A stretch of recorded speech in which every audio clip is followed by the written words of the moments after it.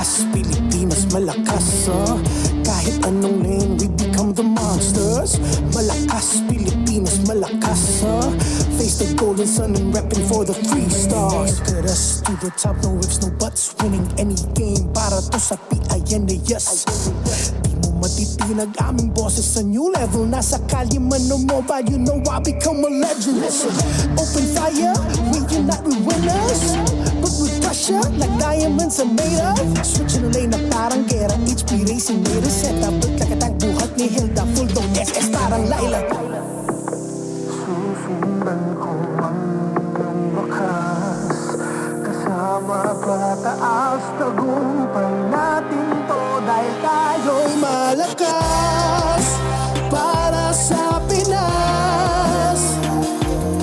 Nasa amin ang alas, hindi to atas, kinikilala sa taas kasi kami ang malakas para sa Pinas. Nasa amin ang alas, hindi to atas, kinikilala sa taas, ganito kami sa Pinas. Yeah.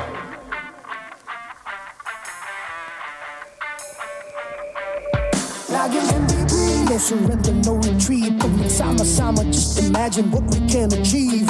Laging MVP, no surrender, no retreat. Giving 100 on my all, cause we just cannot be defeated.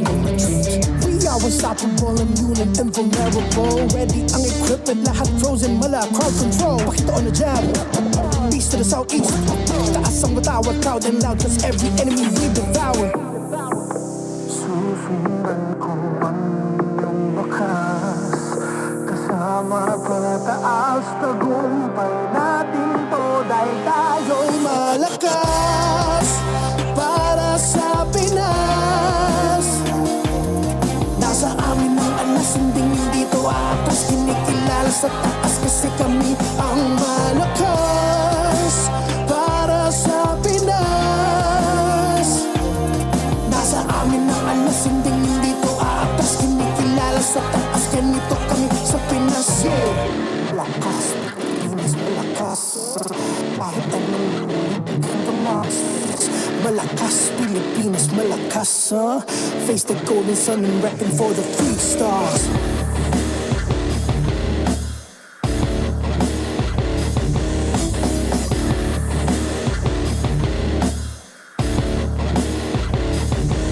Ang lakas ng Pinas, we unite, we the stars. Ang lakas ng Pinas, we unite, we the stars. Ang lakas ng Pinas, we unite, we the stars. Ang lakas ng Pinas, we the stars.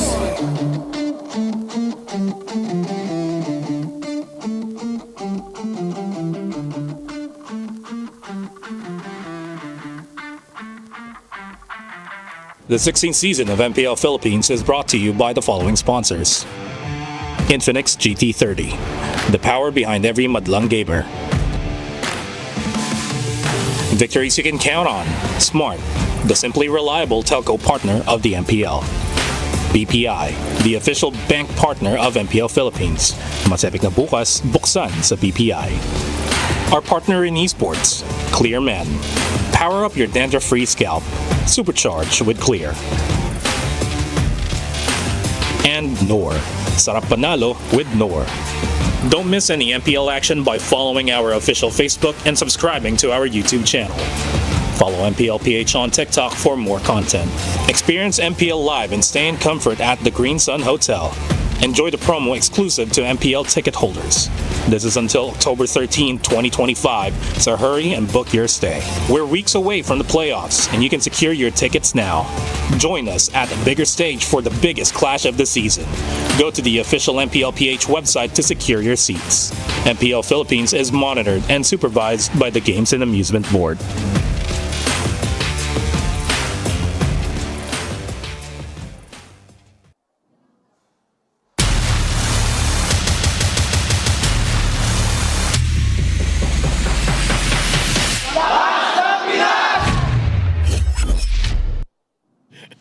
Maligaya Maligayang pagbabalik sa MPL Arena. Ako si Hans Galeria. And this is your very own Odin at ito ang rescheduled day 1 ng week 6 of our regular season. It's quite unusual na meron tayong laban sa Lunes, which is usually the day off of our teams, but for the safety of everybody, yung mga naging laban noong nakaraang Friday na dapat mangyari noon ay schedule natin para ngayong araw. So more games at sisimulan natin ang inyong week with MLBB. At syempre, an epic rivalry is on our schedule with Aurora Gaming versus Team Liquid Philippines. Talagang hindi nyo dapat palampasin ngayong Monday ang ating mga laban. At hindi na natin papatagalin pa, Odin. Sama-sama nating tutunghayan ang lahat ng mga laban dahil oras na para saksihan ang Lakas ng Pinas! Marban, well, assalamualaikum to all of our Arabic-speaking fans watching MPL Philippines. You're tuned in to MPL Philippines Week 6, Day 1, rescheduled on a Monday. At your service, my name is Leo. This right here is Naisu. And midnight, it's us, We Bear Bros, taking you to today's two best of threes. He's a bear now. Yeah. Well, you've been a bear for a while. Yeah, I've been bear for 5 seasons now. Yeah. You just don't see it. Well, we see it now. Yes, sir. It's real. I'm here. We're here on a Monday. This is so weird. On a Monday. I'll tell you now, you had to point it out that we're here on a Monday, folks. There was a brewing storm that just hit landfall over the weekend, and that's why we're doing MPL broadcast on a Monday. We'd like to thank Infinix. Experience victory with the Infinix GT30 Pro with GT trigger and MLBB certified 120 FPS. Enjoy ultra smooth gameplay to outplay the rest. You can join the Infinix X Laban show match, play alongside Cherizawa, Athena, Jayat Gaming, and our very own Umi. Wow. Umi in an epic 5v5 match this October 25, powered by the Infinix GT30. And just like that, like and follow the Infinix Philippines on Facebook for the full mechanics. Winners will be announced on October 13. So, are you hashtag Team Cherina or hashtag Team Jamie? Join now and outplay the rest. I know what team I'm on. What is it? Jamie. Oh, yeah? Team Jamie. Oh, yeah? My boy oh, yeah? Womi. No! Yes, sir. You gotta give some love to Athena. Charita for me. Ladies and gentlemen, you can level up your game with Vibe by BPI. If you download and sign up for Vibe, you'll get 50 raffle entries. Now, last month, 200 lucky winners, they received 1,250 MLBB diamonds. Well, guess what? This month, they've raised the amount for you to potentially win a whopping 50,000 diamonds. Ooh, that's a lot. And you can do that by downloading and signing up for Vibe now. Begin an epic tomorrow with Vibe by BPI. This tournament is monitored and supervised by the Games and Amusements Board. Gentlemen, last night was quite a hoot.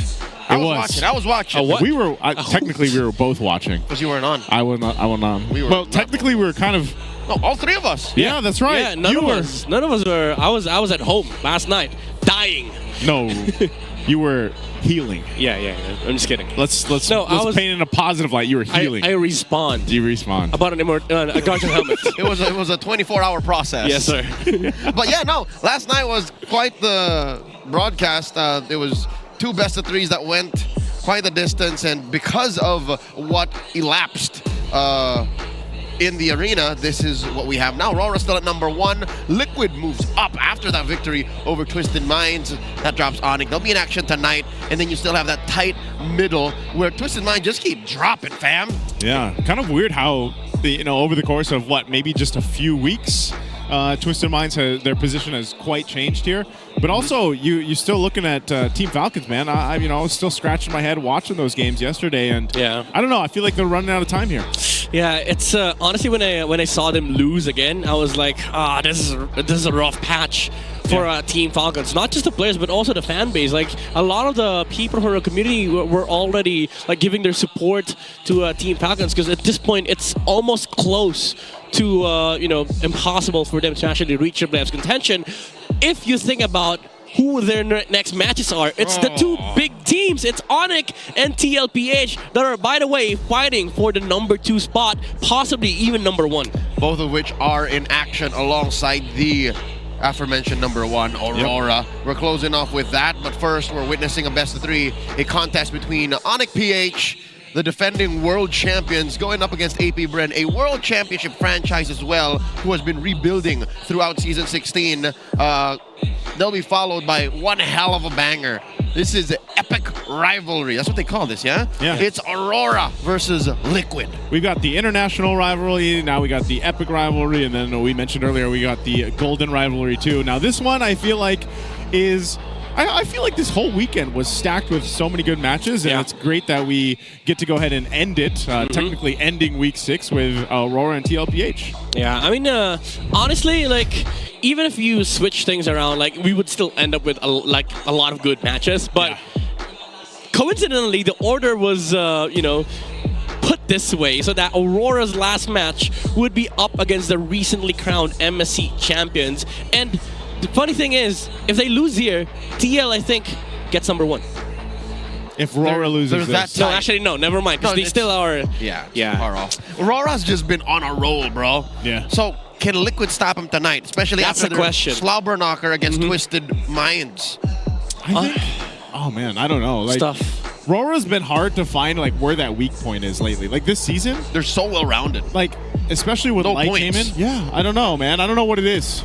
They play the almost perfect MLBB. Yeah, that's honestly. what I'm saying. Where's the weak point of Aurora right now? Yeah, that's why. Like, if you're gonna analyze games from Aurora, like their matches, most of the times you're just waiting for Aurora to commit a mistake. But it's rare for them to actually make those mistakes because they've been refining their strategy, their play style, and at this point, they're at a point where they don't make those mistakes. They just commit to every single play, and I think that's very hard to break for a lot of the teams. Homies is on top of the world. Again, player rankings, you're looking at Lord kills, damage taken per death, you're looking at KDA, you're looking at, all right, gold-wise, Liquid is still on top of the world there. Yeah. But Aurora, is just, no matter how you dice it, they are the team to beat. Yeah.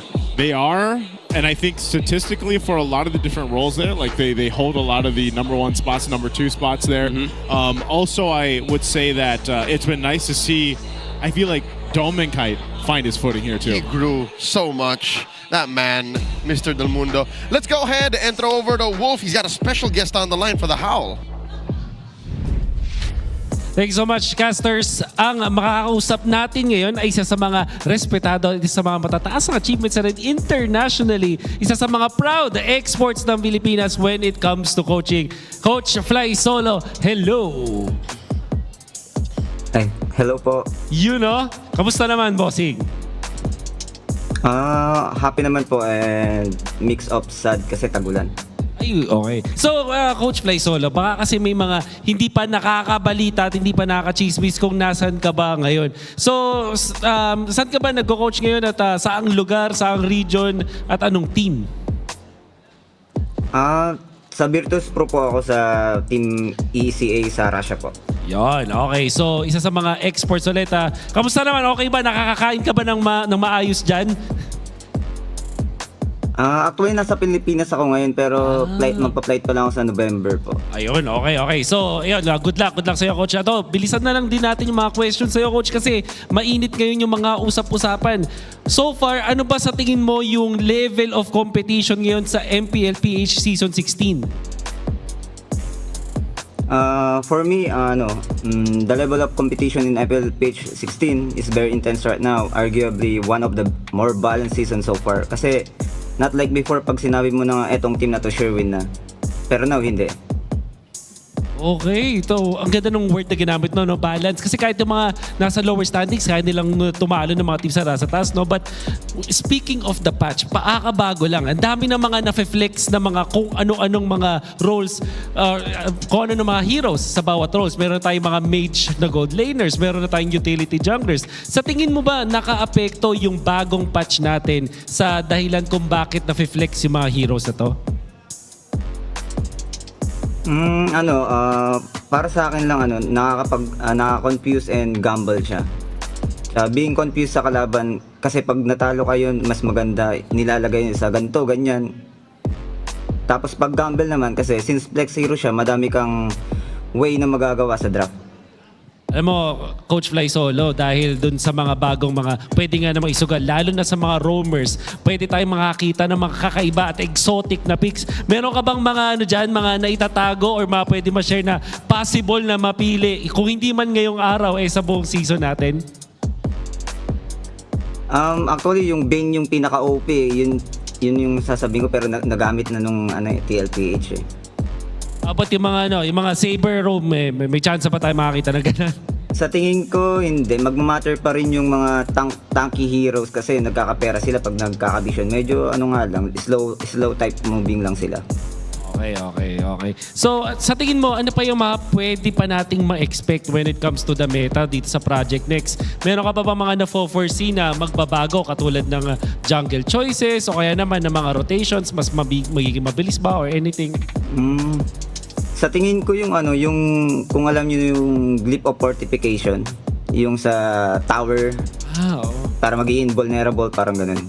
Uy, pwede yun parang nakakastan actually. So ito, speaking of the new meta, at syempre, dadating na tayo sa point na papunta tayong M7, Coach Fly Solo. Ikaw na-experience mo yung ibang region. Sa tingin mo ba, ano kaya yung level of play na ipapakita ng mga Filipino teams in the international stage? Para sa akin, sobrang competitive at madaming for now, sobrang daming team na talaga na nangingibabaw at lumalakas na. Tsaka since sa Indonesia yun, mas gigil yung mga fans and players dun kasi gigil na yan sa Pilipino, hindi sila nanalo eh. Ano bang sikreto ng mga Pilipino? Bakit ba ang lakas natin sa pati katulad mo, ine-export ka? Ano bang meron sa atin?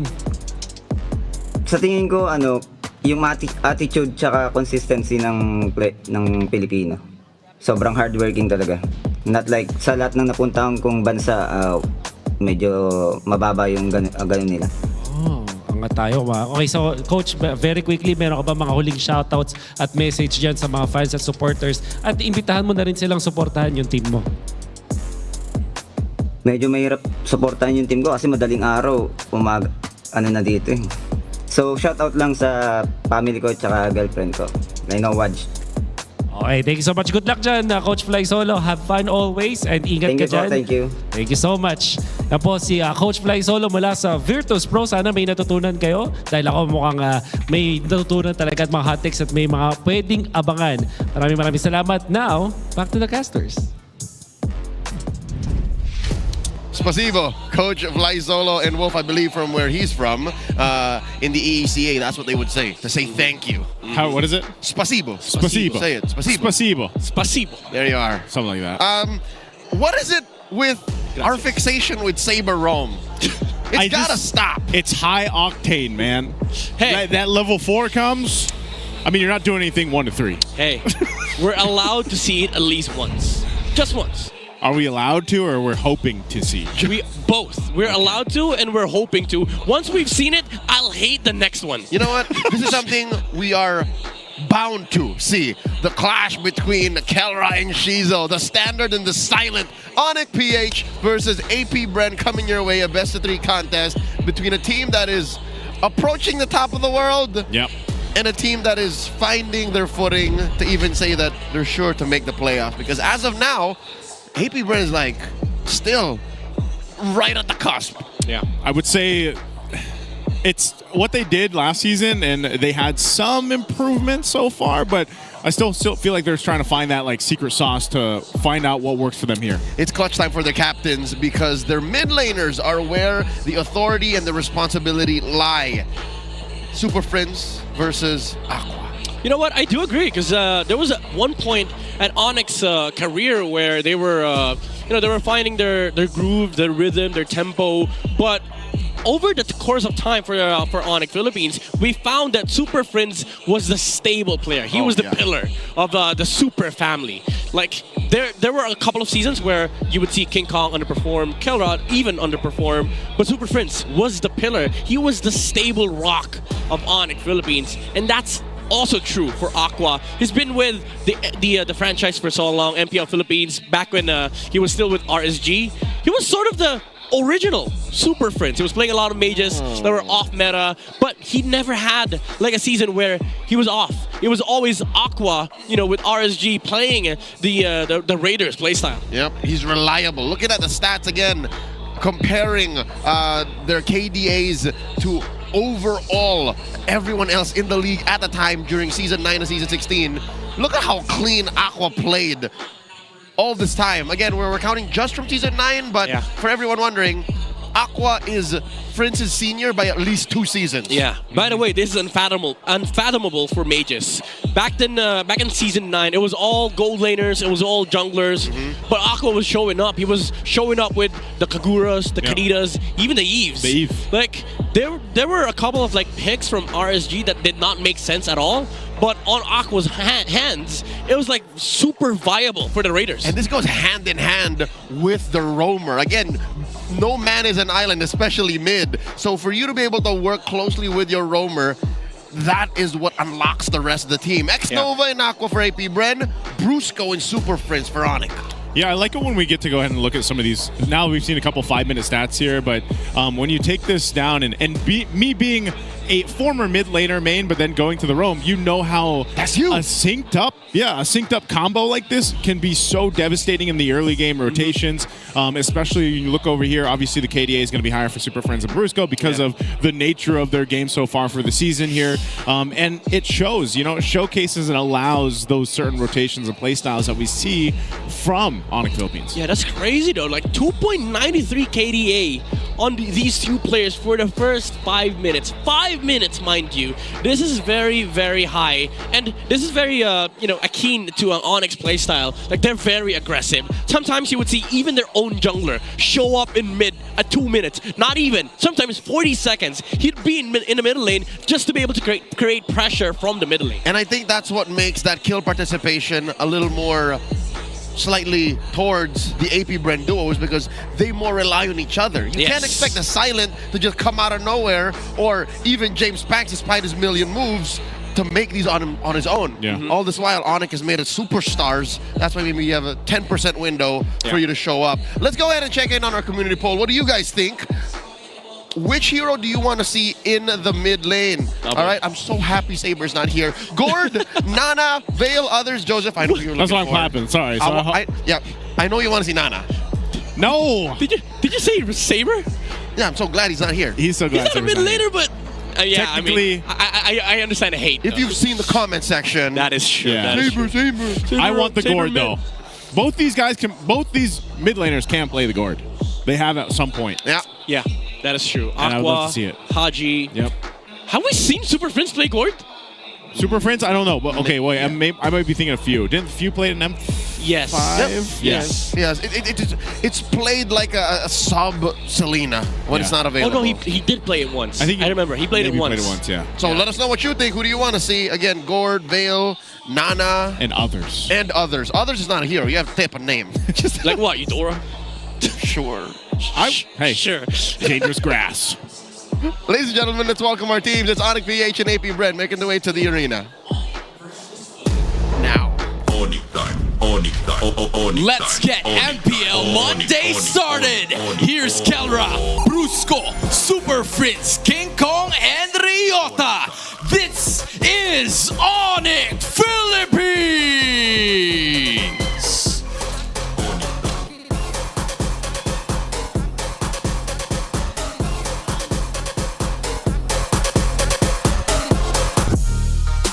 The Hives, the Bees sting, and it is their time to shine in Week 6. It's time for Shizu, X-Nova, Aqua, James Panks, and Lord JM.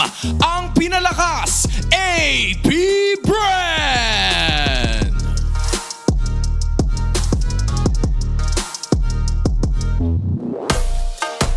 To oversee and uphold the tournament's integrity, guiding us through this match are our marshals, Joshua, Chico, JJ, and Jeff. The two teams are going to be joined by their coaches. It's Coach Why Not for ONIC PH and Coach Jeff for AP Bren. Sonics, Bees, this is the first match of the day. Make some noise!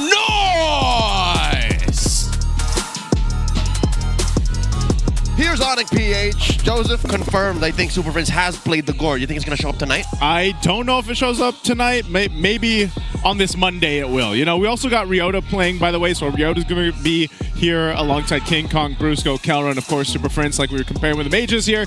And I think, yeah, some of this is going to have to be, how does this mid lane duo work? Super Friends and Brusco, we've seen a lot of it. I feel like they have even, in a sense, adjusted things over towards this later half of the season.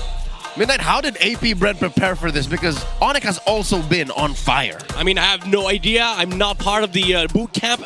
I've never been to their side, but from my perspective, this is a do or die match for them. They should have prepared like this is your your long time exam, like for boards or something. Because at this point, you gotta be strict with your playstyle. You gotta be very I would say comfortable at this point, because there's no adjustment period anymore, and a lot of these players have to step up. And I think if you are the captain, you should be able to steer ship here for APBR. We are literally going into the last quarter of a season 16, and I agree with you. APBR, this is the point of no return. If they can win against ONIC, then their chances of going to the playoffs all the more are going to be concrete. Looking at their stats, what do I tell you, folks? APBR lives in ONIC's world. Everything that APBR can do, ONIC does better, except for one thing, that hero pool. Coach Jeff, Coach Baum has been all the more experimental. If I might say so myself, APBR might actually be the most experimental team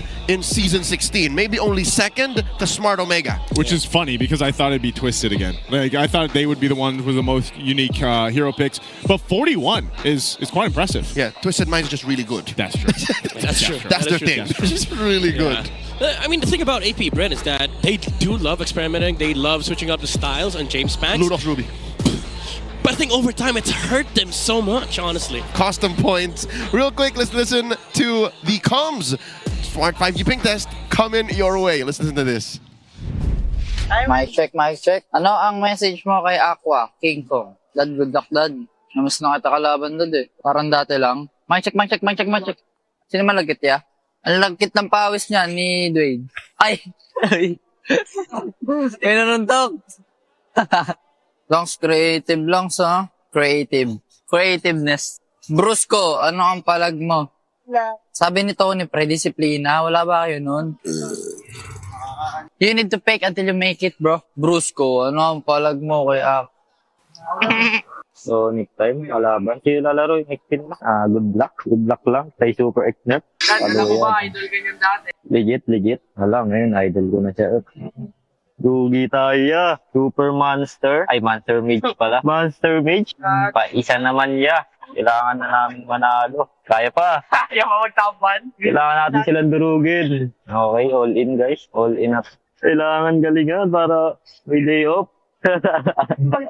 Kailangan manalo guys. Kasi mag-only day off na kami. Hindi pwede yun. Ayun lang pag-ukom. Sana umabot kami sa playoffs guys. Para sa pangapans namin. Meron ba? I don't know if Aqua did the math, but this sentiment seems to echo even throughout them. They know that this is a must-win. Yeah, it has to be. I mean, they're in a dire situation. I think Midnight talked about this a little bit. And, week 6 is basically about to be over. So you're down to your last 2 weeks. Yeah, to be fair, if you have a score like that, every match you lose, you'd expect that, all right, maybe we're out. Unless announce in the official broadcast that, hey, you're still in. Oh, okay. But you don't want to wait for that point. Yeah. You would rather have control, have agency in your playoffs chances. So with that being said, let's listen to the Infinix Keys to Victory brought to us by Wolf via The Howl. Welcome to the Howl. Ako pala si Wolf, bringing you the Infinix Keys to Victory. Para sa ating unang match ngayon, it's ONIC Philippines going up against APBR. Ang ONIC Philippines ay kaagaling lang sa pag-aatalo, pero para matalo nila ang APBR ngayon, kailangan nilang i-punish yung early game ng APBR. Actually, pag tinignan natin yung stats ng APBR, it's noticeable na sila ang pinakamababa ang early game sa lahat ng teams natin dito sa liga. And this is including even yung teams like Falcons na nagsastruggle dun sa may baba ng ating standings. So it is something na kailangan talagang i-fix ng APBR. But for ONIC, knowing na malakas din sila sa early game at napaka-aggressive ng team na to, if they punish yung mahinang early game ng APBR, it will be easier for them to take over the series. Also, I think this is the time where we can say na kailangan talaga mag-marksman gold drainers ng ONIC. They just have to focus on their standard gameplay dahil mukhang nagsastruggle sila kapag si Kelra ay gumagamit ng mga fighters or kaya naman ng mga mages. I'm sure na kayang laruin ng ONIC Philippines to get on drafts, but I guess now that we're deep into the season, kailangan nila mag-focus sa kanilang strengths. Now for APBR, they have to ban yung mga assassin ni King Kong o kaya naman i-force yung Yi Jin. If we are gonna look sa mga stats ni King Kong, hindi ganun ka-impressive kapag hindi assassin sa kanyang hawak. Although we know that King Kong can play the Yi Jin or mga utility junglers or kung ano man, we know that for as a team, etong ONIC Philippines, dun sila struggle kapag hindi assassin ang hawak ni King Kong. Now, they also have to give Aqua a winning matchup in the mid lane. Malaki ang focus sa mid lane matchup ng Super Friends versus Aqua. Merong time na parehas sila ng playstyle at napakataas ng kanilang KDA. So it's gonna be up to APBR on how they can set up for Aqua to win that mid lane matchup. Abangan natin ang laban na to. Back to the casters.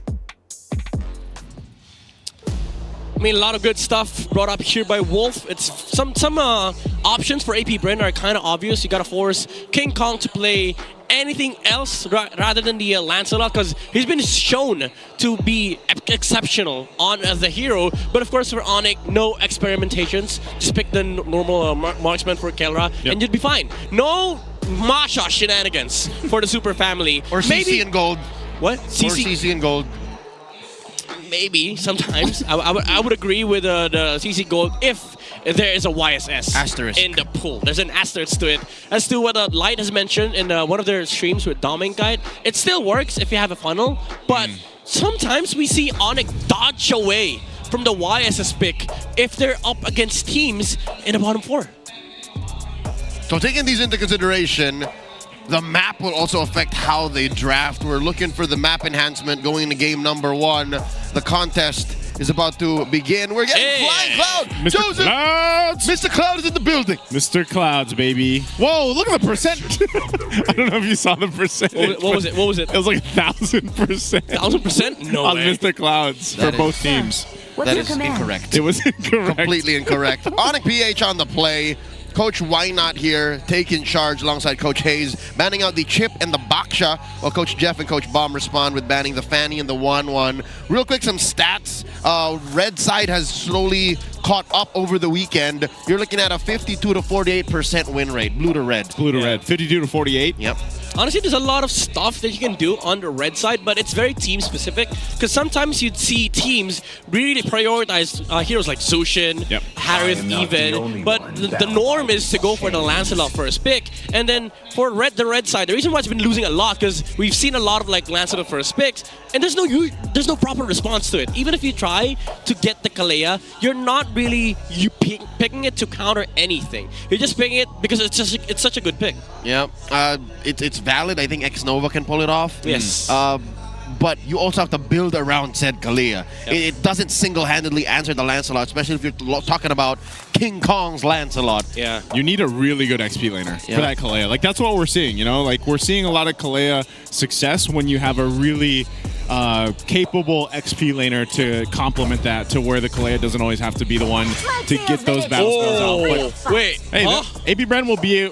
They'll be the ones to ban out the Kalea. What is this? ONIC just gets a free. So this is Lancelot. Is this an I know you know, but do you know what I know? Because maybe they're opening up the Lancelot, and then I think APBR has somehow unlocked a new pick to answer the Lance. I think they're hoping that with this Kalea ban, ONIC prioritizes YSS. But to hell to Yi Jin. They want a Lancelot on King Kong. And now for APBR, what do you do against his Lancelot? There's no full use. You can still get the the normal Harith Arleth, but this is just a free pick for ONIC. Is there a world where you don't care about the Lancelot? What if that is the next in the line of APBR experiments, or in what if we just let through the Lancelot and then we don't care? Like, what is the answer then to a Lancelot? Like, without the Kalea? Yeah. Not this. Not Khalid, but do you go faster? Because that's what Khalid brings to the table. He brings speed. If they take Uranus... Oh, they don't even take Uranus. I'm not so sure, Joseph, Neil.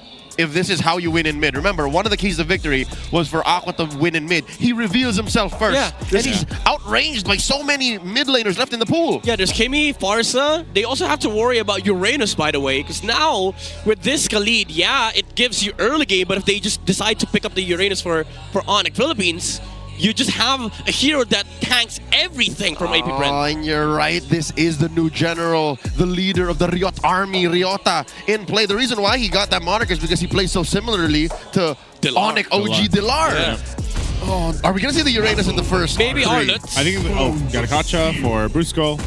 Okay, that's very interesting. Oh, they steal the Harith. I was wondering, because I expected both these teams to prioritize the Harith for the gold lane. I mean, obviously Kelra likes it, but also Shizu, I think maybe it's one of his better performing gold laners. Yeah, I don't even know why you would rush the Khalid. Like, Zushin Harith would have been perfectly fine. That's what I was thinking. Like, yeah, I don't think ONIC would have gone for the Khalid anyway in the first phase. They usually pick that second phase if they want to flex it out. But now AP Brand, they get themselves the YSS. It's perfectly okay since there's no Kalea on the pool. Now for AP Brand, they still have to worry about heroes like Farsa, especially now that they see, you know, who they're up against, the Super Friends. You still have to care about the Selena, honestly. On cam, we see some of the Sonics.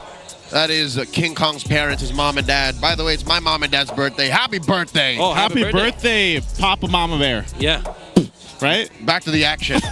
Going to second phase, maybe AP Brand should start banning mid. Yeah. Because I do believe they should protect Aqua, and there it is, they take out the Kimmy. Yeah. Maybe the Farsa? Yeah, Farsa next. Yeah, I got you. Yeah, thank you.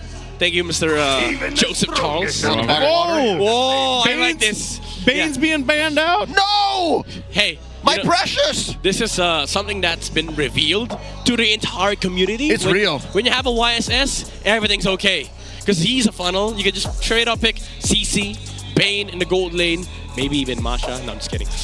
You're triggering me, man. Yeah, forget I said that. I almost forgot. It's been a year and change since we saw that. Continue forgetting that. But there's a lot of good lane gold lane fighters you can put. What the hell? There's a lot of gold lane fighters you can put with the YSS composition. A Ruby, a CC. Yeah. I actually like the Ruby. Knowing AP Brand, they'd still probably go with the Moskov. That's Shizu's comfort. Or even a Granger, honestly. YSS Granger is not that bad. So they remove the Farsa. This opens up a lot of the marksman that has been exceptional on Shizu's hands. What if Super Friends are still Selena? It's still possible. Yeah, it's probably going to go Selena, honestly. Oh, man. AP Brand reverse engineered this whole mid lane matchup. But you're right. The very obvious choice of Selena is still out there. They should take gold lane here. If they reveal the Khalid's role, and if it ends up going to XP, it's an instant CC pick for ONIC Philippines. If Kirk was playing. But Ryoto is playing now, so we don't even know. Hey, we're not privy to how they switch or how they decide, right? Yeah. So maybe Ryota's been working on the CC. Yeah, but they've been heavily prioritizing Arlet for Ryota for quite some time. And Uranus is still open too. Still out there. Yeah. Ooh, oh, so this is the okay. If you pick Uranus, we'll have the Esmeralda. The preemptive pick. Preemptive pick. Yeah, so, Mr. 50-50. Staying ahead of one step ahead. Yeah, you can't go Lapu here for ONIC. Arlet is still decent, honestly. Yeah. Arlet, CC, Uranus. Uranus is just gonna be a tank in this game. He's not going to care about the Esmeralda matchup, but he cares more about the zoning potential against the YSS because they have to focus on the XP. Whoa! This is bold from ONIC Philippines, by the way. It's a Luoyi against a YSS. They have a Mountain Shocker. So every after TP you do, they can reveal your position. All right, and ONIC knows this. They literally picked the Luyi into the Yi Shin, but they don't care. And there's the aforementioned CC going into the hands of Ryota. AP Bren, what do they throw into the silent hands? Gold pick for Shizo upcoming. So Moskov. Yeah, that's probably Moskov. That's so much macro. Unless they really go fight, but would they even want to go fighter with the YSS here? Like, what's even left for them to put in the gold lane? I don't know. I don't want the Esmeralda on him. Please don't. They got to charge up the MDL experience, honestly. Yeah. Pull up the fighter goal lanes. Hey, 41 unique heroes. Are they going to bring a new one out or no? What's good? They could actually go Bea here, honestly. Oh, okay. There goes a Ruby. I did say I like the Ruby, but This is going into the Harith. I like this draft, honestly, from AP Brand. They managed to salvage their draft because of the Fighter Gold Lane flex. And I don't particularly like this Louis pick from ONIC Philippines, just because of the fact that the Esmeralda actually likes playing into her. Because now you do get the vision when she TPs, and what the Esmeralda can just do is run over to the Louis, because if she fights, you get a free shield for the Esmeralda. Just make a beeline and slap that Louis. Yeah. That's why the lineup ratings are so different too. -1, dude, on the counter index. That's so high. Yep. And honestly, out of all the all ONIC drafts, as much as we love praising Why Not So drafts for ONIC, this is probably the most questionable. It is the most brazen. Yes. Just literally relying on your comfort, your signature, aggression, and gameplay. Again, this is a best of 3. The first Welcome to Mobile Legends. TLPH and AP Bren entering the Land of Dawn. I do remember the Keys to Victory having an early game focus for ONIC. They have to punish AP Bren. There might be a small window where that works. Yeah, part of this too is always this early game. That's why we were highlighting, mid-roam duos here. Revitalize already going to be popped from Brusco, but they know this. And taking a look at the emblems here, how's it? Whoa, Snow jumps in.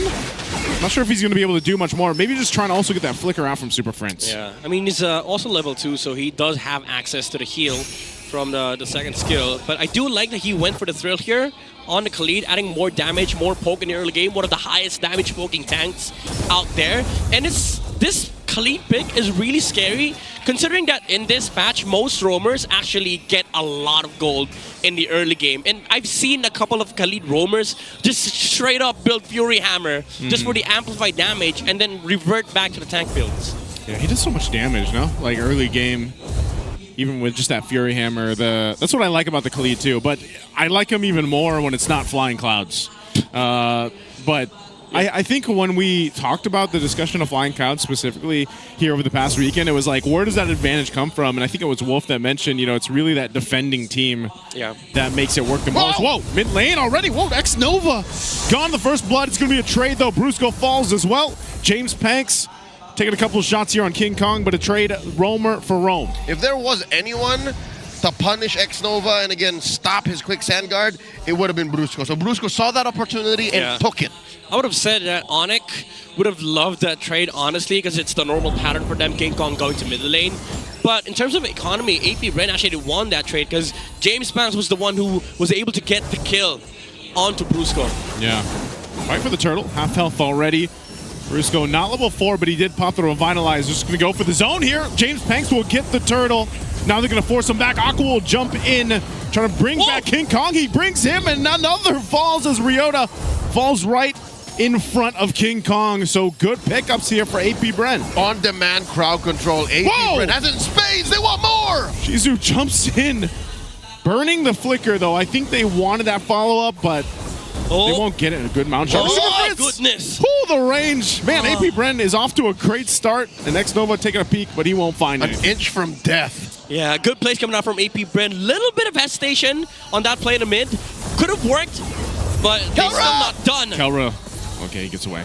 Good Got the Purifier. Yeah, I like this aggression coming out from AP Bren. King Kong, unfortunately, too early on the trigger with the Thorn Rose. That's why James Pans was able to get the Retribution in. And after winning the turtle, they were able to fight good Raging Sandstorm from X-Nova. He put it on the tower of ONIC Philippines, so they had no exit and then flickered back. So there was no real way for ONIC to actually get out from that skirmish. And after that, again, Shizu's attempt, maybe just a little bit more commitment from AP Bren could have made that play from James Pans work. But even then, they're still winning the economy battle in the early game. 3.5 minutes in, it's looking good for AP Bren. About 1,000 and change up. If they're hoping to make it to the playoffs and you get your tickets now, this is how you do it. Again, make ONIC PH feel bad about drafting this way. We can already see it now, how they're getting punished. Like, there's very little they're doing against AP Bren in the early. Yeah, it's going to be a lot worse because the Esmeralda CC matchup, yeah, sure, the CC can actually lane against Esmeralda, but after the first turtle, wherein XP laners usually just rotate, that's where the problem starts coming in. Because who do you send to deal with Lord JM? Nobody deals with Mr. 50-50. They all regret it. Yeah. He has a flicker too to punish whoever runs away. Turtle spawns, as you can see on the map. AP Brent has the advantage, although Friends can relocate them and suddenly just rotate forward. There's the Mountain Shocker. It's clean. AP Brent has to have this. You can see this gold laner's rotating up too. Diversion will be used, but it's a turtle already secured. AP Bren. What? Wow. Are they going to actually force this fight? What a read! Brusco goes in with the Unbreakable. He's trying to jump out, but he's just crowd controlled. He finally jumps to the turret. Will live. But man, it just seems like the tempo is off for ONIC right now. Yeah, I don't even know why they tried using the diversion from the Louis to go on the right side. You know AP Bren is going down bot. They keep the YSS pushing top lane, and you'd inevitably be in front of the members of AP Bren. So it's like for ONIC saying, all right, let's force a team fight. And what happened was they just wasted a Revitalize and also an AOG from Brusco. Hey, glass half full, at least nobody died. ONIC keeping this tight, but yeah, the early does belong to AP Brent. Off camera, solo kill by James! Was that? Yeah, that was, and he even popped the Vengeance. Ryota goes down. And you see, I don't know, man. The timing's off here. The general got assassinated! The Ryota army is in shambles, what? With the CC, with the Vengeance, and against a YSS. Is Jimmy James that ahead? I don't know, man. He's probably 3 levels ahead of Ryota. That's probably one of the moves he has. One in the million. Yeah. And we saw none of it. Oh my We'll God. see more, hopefully. This is horrible for ONIC Philippines. This is not how you want to play this draft. This draft requires a lot of tempo. Now they're forced to farm. They're forced to bank on their late game, which, by the way, they do have late game. Problem is, you're playing against a YSS. He loves these kinds of stuff, where he can just snowball, take over the map, utilize the vision for the Mountain Shocker. And again, let me add the problem to ONIC Philippines. You still have an Esmeralda to worry about. How far ahead is James Banks? The answer is yes. He's a full 1,000 up on King Kong. Yeah, that's why he's all in the jungle, too. And you saw X-Nova knows the lead that they have. First item on this Khalid, he went the Blade of Hepsies. Right? Yeah. So he's that little bit of extra damage burst here, even on Brusco, as you can see this. They're going to fight for the third turtle. This could just be AP Bren's. I'm worried for ONIC if they decide to find it, but they'll keep King Kong up top to at least get a turret. There's a Raging Sandstorm. X-Nova, the pull in from Shizu. X-Nova goes down, but they're going to fight it out anyway. King Kong not part of the fight. Ryota falls. James Panks looking for more. He'll get a flicker from Super Prince. 3 for 3 for the Turtles. Oh, James Panks going forth, taking that orange, and King Kong has for it. Is that turret up top? Mr. 50-50 bullying King Kong out of the lane. Whoa, Super Fritz! James Panks will get more.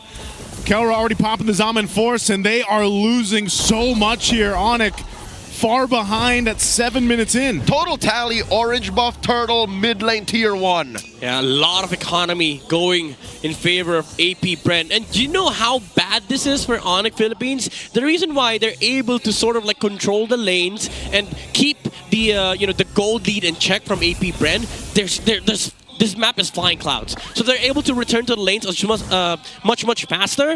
But AP, if this was any other map, honestly, this would have been a lot worse for ONIC Philippines. Yeah, right now they're going to fight for the buff. I'm not sure. King Kong should be able to go ahead and grab this. Doesn't, though.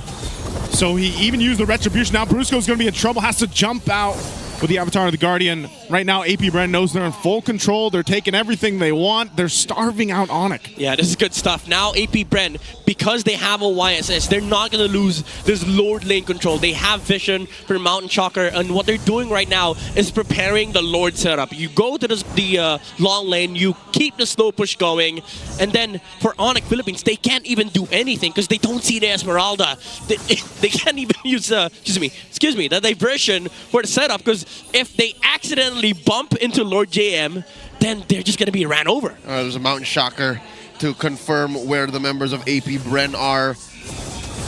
And ONIC too. They're getting corned off. Midnight, drink a bottle of water real quick. 10 seconds until the Lord spawns.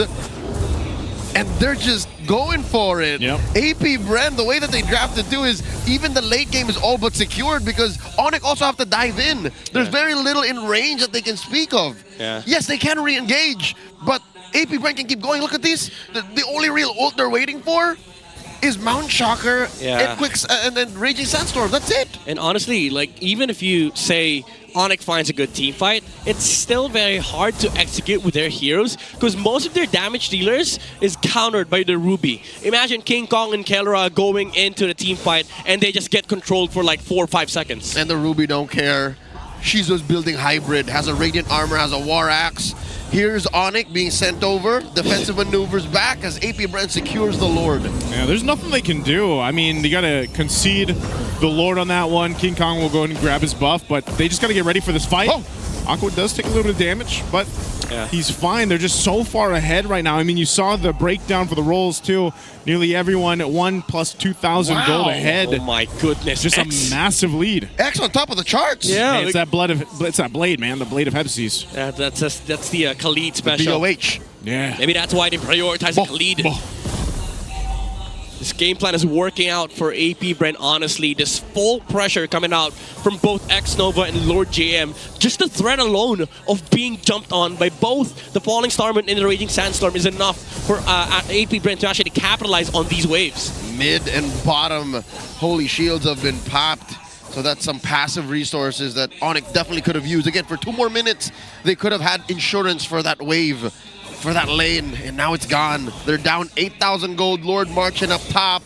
AP Brand, I think they're looking for an end angle. I do think it's close. The end is nigh. They might be able to do it here. Lord nearly down. Ryota and Brusco working on it, but looks like AP Brand might be patient, play the discipline game. Even if they have the flicker for Shizu, he's not going to punch it in. So they'll respect the fact that they don't want to go over. You know, they don't want to overzealous try to punch this one in.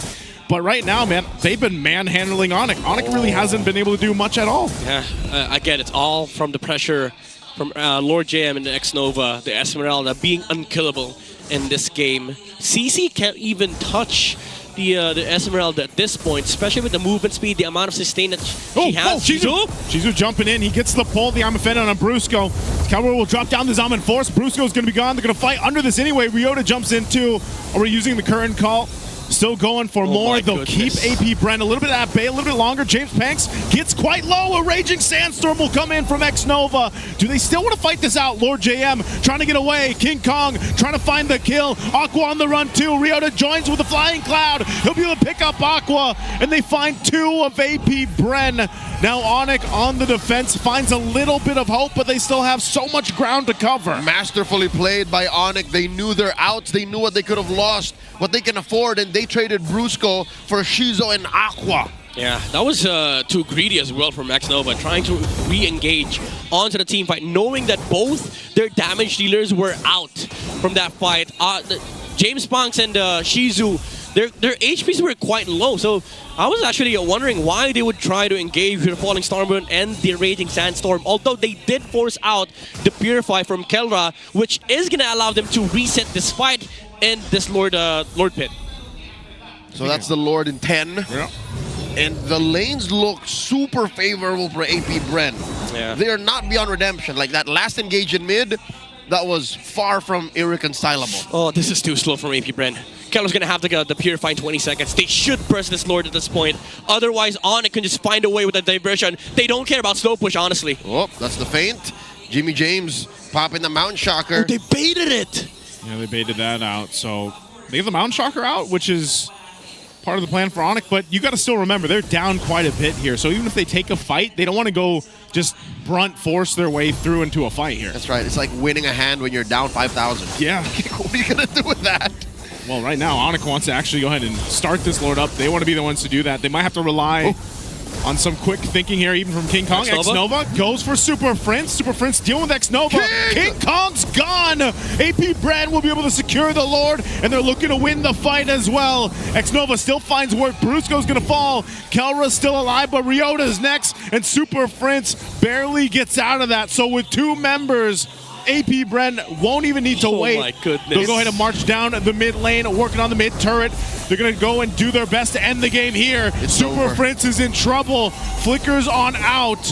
And now Kelra, can he keep it together? Drops the Zaman Force, trying to clear out the waves, waiting for the rest of the team to come up. That's the bottom lane dropping as well. Shizu down to 5th of his health. Lord JM takes a few hits, and that's it on the base. Oh, that's going to be it here. AP Bren with a clean game 1 will take down ONIC. What a play from AP Bren. After losing a team fight. Recovery was good. From the hive, they punish the Sigma jungler in front of the Lord. And once he's out, it's Bren that takes the game away. For every stumble AP Bren had, they were sitting on a smorgasbord of good deeds. I'll tell you now, even in that last bait out play, a Mountain Shocker for a diversion, ONIC could not have afforded that. There was really no follow through. And what were they thinking diving into the Lord Pit that way when they were down about 8,000 gold? That's literally an arms race you can't win. Yeah, that's why I was saying, man, you know, that's why I was saying, like, I didn't expect them to really be the first ones to approach that and try to, like, you know, fight that Lord out because they were so behind. Yeah, I mean, to be fair, there was literally no other option for ONIC Philippines at that point. The reason why they didn't care about the split push at all from AP Prep is because of the fact that they had diversion. But the answer was very quick from James Pants. He was like, all right, we see the diversion, we see you teleporting, we use the Mountain Shocker, and then we delay your take. And ONIC realized, they were like, oh, that's what they do. After that, they just get the vision, and now we can't even go in. Didn't think it through all the way, and that's what allowed AP Bren to close the game up. Our MVP, the man with a million moves, James Pank's Deathless 505 on this Yisun shit. Yeah, really good performance coming out from this YSS. Even doing the same thing as what King Kong does in the middle lane, just to be able to give that sort of boost to X-Nova and Aqua. And finally, I've been hyping this for so long. This duo actually works. This is a dynamic duo from AP Bren if you give them enough space in the early game. If they're able to get out of their own lane and not care about the 2v2 matchup, they can actually do a lot of things in the map. I really liked what we also saw here from X-Nova, man. I think, you know, X-Nova's aggression alongside with Aqua worked wonders. Even the way he built the Khalid leading into this. I know we questioned some of that even the drafting pattern, but honestly, I felt like ONIC just kind of almost shot themselves in the foot with their last couple picks in the way they played this out. Because again, when you look at the highlights here, it was AP Bren's game from start to finish. I can't say ONIC had nothing on the board. There were moments where, oh, I think they're doing it. Yeah. But the draft alone and a majority of the game, the way they played it, it was very passive. It was very, we'll rely on our comfort. And we know we've done this before. We can get away with it. But what AP Bren brought to game one here was something you cannot discount. You cannot say, we'll just do this the old-fashioned way, because this is not old-fashioned, not at all. If I'm not mistaken, this is the first time we've actually seen a Khalid be built this way again in a long time. Yeah, like the level of execution that this draft took takes a lot of skill from this team. The coordination, the aggression as well, the proper timing to initiate team fights. Even the usage of the Mountain Shocker was very, very good coming out from James Pants. And also, like, the unsung hero of this game was Aqua. Like, zoning out a lot of the members from ONIC Philippines with aggressive Crimson Beacons from the Zushin. We didn't really harp on it too much in the game, but it was what was keeping ONIC from actually committing into fights. Because the moment that they see the Zushin, you have to decide, do we actually fight, or do we keep on like zoning or kiting around the Zushin? But it gives a lot of space for James Banks, which means that for AP Bren, they just have to commit, and that's what the Khalid and the Esmeralda gives them, like proper initiation tools, so that there's a lot of setups for James Banks and Shizu to actually follow up with the damage. That's what I'm saying. Even if this did reach the late game, we are still under the season average of about 16 minutes. This ended just under 14. There would have been nothing for ONIC. They would have had to really outplay AP Bren and force the Hive to make a mistake. Yeah, it's I don't know, man. I still feel like maybe also at the same time, like ONIC was just in this position where they didn't see really much of a window. Maybe they saw like a crack. And that was all they saw throughout this game. A little draft that came on, just a little bit of a draft, but this was ultimately just too good for AP Bren, man. And I think even to the sense, like, you know, even Ryota, like Ryota's CC, like you really couldn't see how this could help alleviate some of the pressure for Brusco. Brusco was trying to do things too. So I just think overall as a lineup from ONIC, they weren't able to make this work. There's very little synergy. Yeah. You know what's ironic? Like if you just covered the teams, you would expect that ONIC was actually playing on the right side. even statistically, like the amount of times James Banks went to the middle lane, the goal lead that they had under 10 minutes, it was very ONIC-esque. Like they were very aggressive on putting the pressure in mid. It's because of the fact that they didn't have to worry about lower James lane. And what concerned AP Brent for their past few matches was the ability to get out of mid. And now Aqua and Xnova, because of the fact that they have fast heroes and James Banks kept on helping him, they're able to make moves outside of the middle lane, able to secure themselves the gold lane, get control of the river, and finally take advantage of the early game momentum that they have. Looking at the damage dealt across the board, Super Friends, the most for ONIC here, because again, that's all you could get away with. And that's even comparable to the Roamer. Look at X here, 35. What the hell? That's that bow. That bow. Yeah. The blade of Heptases. It's been a while. Again, most Khalids these days just are happy with a Fury Hammer. Yeah. But he went all the way. Yeah. Even Super Yoshi on the Grok buys the Fury Hammer, but again, because of the fact that you get a lot of vision, get a lot of gold, you can actually convert that into more damage, which adds more pressure to the game. You don't necessarily need to get more tank items in the early game if you are the ones that are pressuring, because you just add more damage to already pre-existing damage to your composition, and it allows you to fight more times in the early game. And the thing is, Khalid already does a lot of damage, yes, like sir. for a roam. So Yes. then you get you build up on the fact that you usually get a Fury Hammer, and then you get the Blade of Heptases. You're doing all the pressure, man. Yeah. Forget about a Saber roam. Forget about a Natalia roam. We already have a damage roam in the metagame. I agree. He's Khalid. I agree. That's I mean, Brock. I still want the Saber once, man. Yeah, I'm still up for for the Saber memes, but I do agree. Like at this point, these are the archetypes of the damage tanks, the hybrids,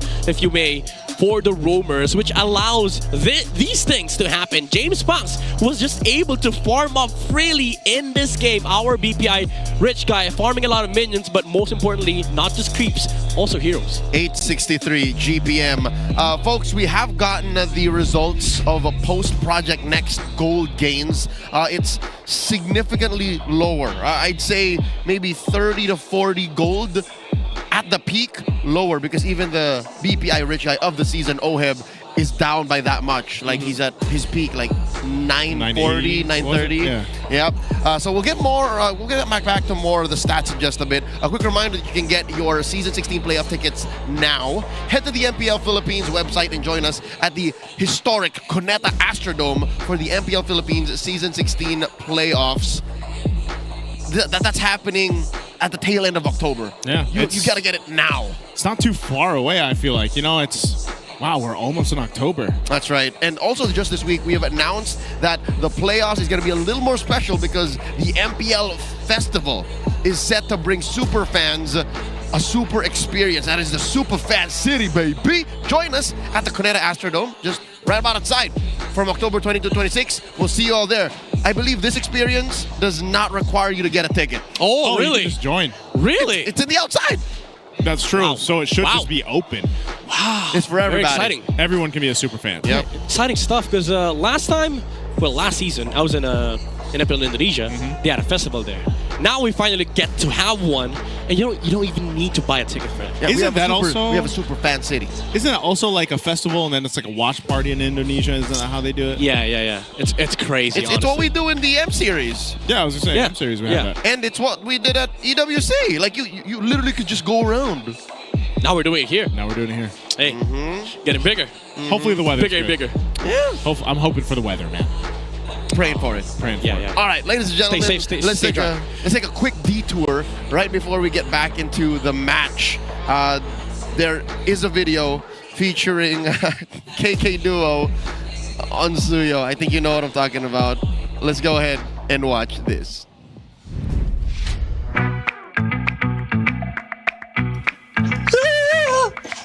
Ayun na yan. I will play Ben? it. Sino yan? Wow, look at that chick. Oh, ang ganda naman yan. Solid. Oh! Oy! Grabe. Pwede na sa Netflix ako. Pwede ako sa Netflix dyan, ah. Oh! Uy! Sino yun? Hindi ko napansin. Ba't di pinansin? Islam lang. Uy, pinahabol. Pinagod ata, ah. Pinahabol, pinaasa. Pinaasa. May pahawi pa ng buhok yun ah. Ay! Suyo, pansinin mo naman ako, oh. Ano ko ba? Naka-earphones kasi. Tinanggal ko sana yung earphones. Pwede to. Oo, ano naman dyan? Pwede to. Mag-artista yun, natakbo. Galing, oh. Oh! Saan makakita niyan? Oh. Saan makakita niyan? Minalaglag pa. Saan makakakita ng ganyang artist, oh? Wow, iiyak yan. Iiyak ba yan? May luha yan. Oo, chillin lang si ano dyan, oh. Doming Suyu. San Chang'e umiiyak habang si San Chang'e naghihirap. May luha pa. Asan ang luha? Oo naman siya. Yung luha ko dito, ito. Ayan na, flying clouds. Anong nakakita ng flying cloud? Nung nakakita ng clouds, nagkaroon ng buhay. Nakahabol? Uy! Grabe ang bilis ko! Asan na ako niyan? Nahabol ko agad, oh. Tamang sound trip. Hindi ka marinig eh. Kaya pang di marinig, naka-earphone. Ayan, natanggalin. Ayun pala. Hindi marinig eh. Kanina mo pa sana tinanggal eh. Ready for the next biggest gameplay update. May sumasayaw pa! Get a head start with the new Flying Cloud map update. Grabe, MLBB, we are ready for the Para next. nasa Netflix, pwede na sa... Pwede na. Netflix nga eh. Oh, Netflix yan. Netflix. Pwede na sa Netflix yan. Natawa ako na sa itsura ko eh. Pero na-realize ko, sobrang ganda ko pala mga yung babae. Masaya kasi hindi siya, yung mga ganong shoot, hindi siya normal sa sa career, sa life namin. Tapos na-excite ako nung nakita ko si Kelra, sabi ko, look at that chick. Tapos si Kelra pala. Favorite ko, tumatakbo ako sa gym. Ilang beses ako tumakbo nun eh. Ay yung pinaka-favorite ko kasi medyo na-exercise din ako nun eh. Kaya ayun yung pinaka-favorite ko, yung nakaganon lang siya. Tapos ako, sayo! Yun din favorite scene ko. Chillin lang kasi ako dun eh. Saan ako tumatakbo? Isn't that ironic that their commercial for Project Next featured Flying Clouds and they just literally lost on Flying Clouds? Feels bad, man. Why'd you have to bring that up? Feels bad. It's just an observation. You know why? Why? Because there were no Suyu. I love it, but I hate it at the same time. This is my relationship with Saber Roam. Oh, that's how you feel? Love it. You love it, but hate it? I'm annoyed by it, but there's a part of me that is endearing. Yeah. But I hate it. Suyu. What if they change it up to Saber? Oh yeah. No. It's even worse. No, the man of the hour here, X Nova, our Week 5 Roamer of the Week. His all-star performance on the Khalid in Game 1 puts him at match point. Wow. This does allow them to go for the jugular here, picking second into game number 2. He's number 1 across the board in these stats in Rome. Hey, he hits the spot. That's why he's the Admiral. X marks the spot, baby. That's true. I like it. What? Wait, it's you. He's the Admiral? He's the Admiral, yeah. X marks the spot, baby. If you know, you know. If you know, you know. Will's probably going to get it. I'm going to have to ask Wolf about that. Yeah, I'm not going to explain. I'm not going to explain myself. If you get it, you know it. You're of a very specific age bracket. Yeah. Well, yeah. Now they picked Red Side, by the way. This is an AP Brands special. Honestly, I think they're one of the few successful teams on the Red Side, aside from Twisted Minds. And also Aurora, because they're just winning a lot. Yeah, Aurora don't care. Yeah, they don't care about sides. But honestly, for AP Brent, this is where you actually are able to flex out most of your players. That's why I think the Khalid pick earlier was just weird. Yeah. But again, there are just teams that are very, very good on particular sides. Like for AP Brent, flex is their thing. That's why the Khalid worked earlier, because they were able to flesh out the Esmeralda Red 4, which was very, very good. Honestly, if there was any like stockfish metric that was keeping up with the draft scores, that Esmeralda pick would have been 10 out of 10. I like how we were saying too, with that first pick, Lancelot from ONIC, we were like, what could work against that? Well, I guess their lineup was the answer to that, because even then, King Kong, I mean, he was down against James Panks multiple levels. Yeah, and I think for AP Brent, they realized that, okay, there's a tradition before that, blue side was just very overpowering with their first pick. If you don't have anything to counter it with, just don't care about it. Just pick your own thing. And I think that's what they did in game number 1. They didn't even really answer the Lancelot. They just prepped their own lineup. And that's exactly what they did. I wonder if they can pull it off twice in a row. Map choice coming up. It's Broken Walls going into game number 2. And Coach Jeff and Coach Baum reacting to it. They know that they have good odds with this because, again, they've won 1 out of 3. Yeah. And ONIC has lost every time. Let me just say, if there is an anti-Falcons map, this is the anti-ONIC map. Because you would see a lot of utility junglers here. Now, Lancelot gets picked up. Fredrin is open from AP Bren. Maybe not here, but if you want, you could just go Fredrin and Zushin because it sets up the Arlet pick for Red 3, but they still go back to the Khalid. You don't change what's not broken. Zushin and Khalid first 2. But where do they reconcile the lack of Esmeralda?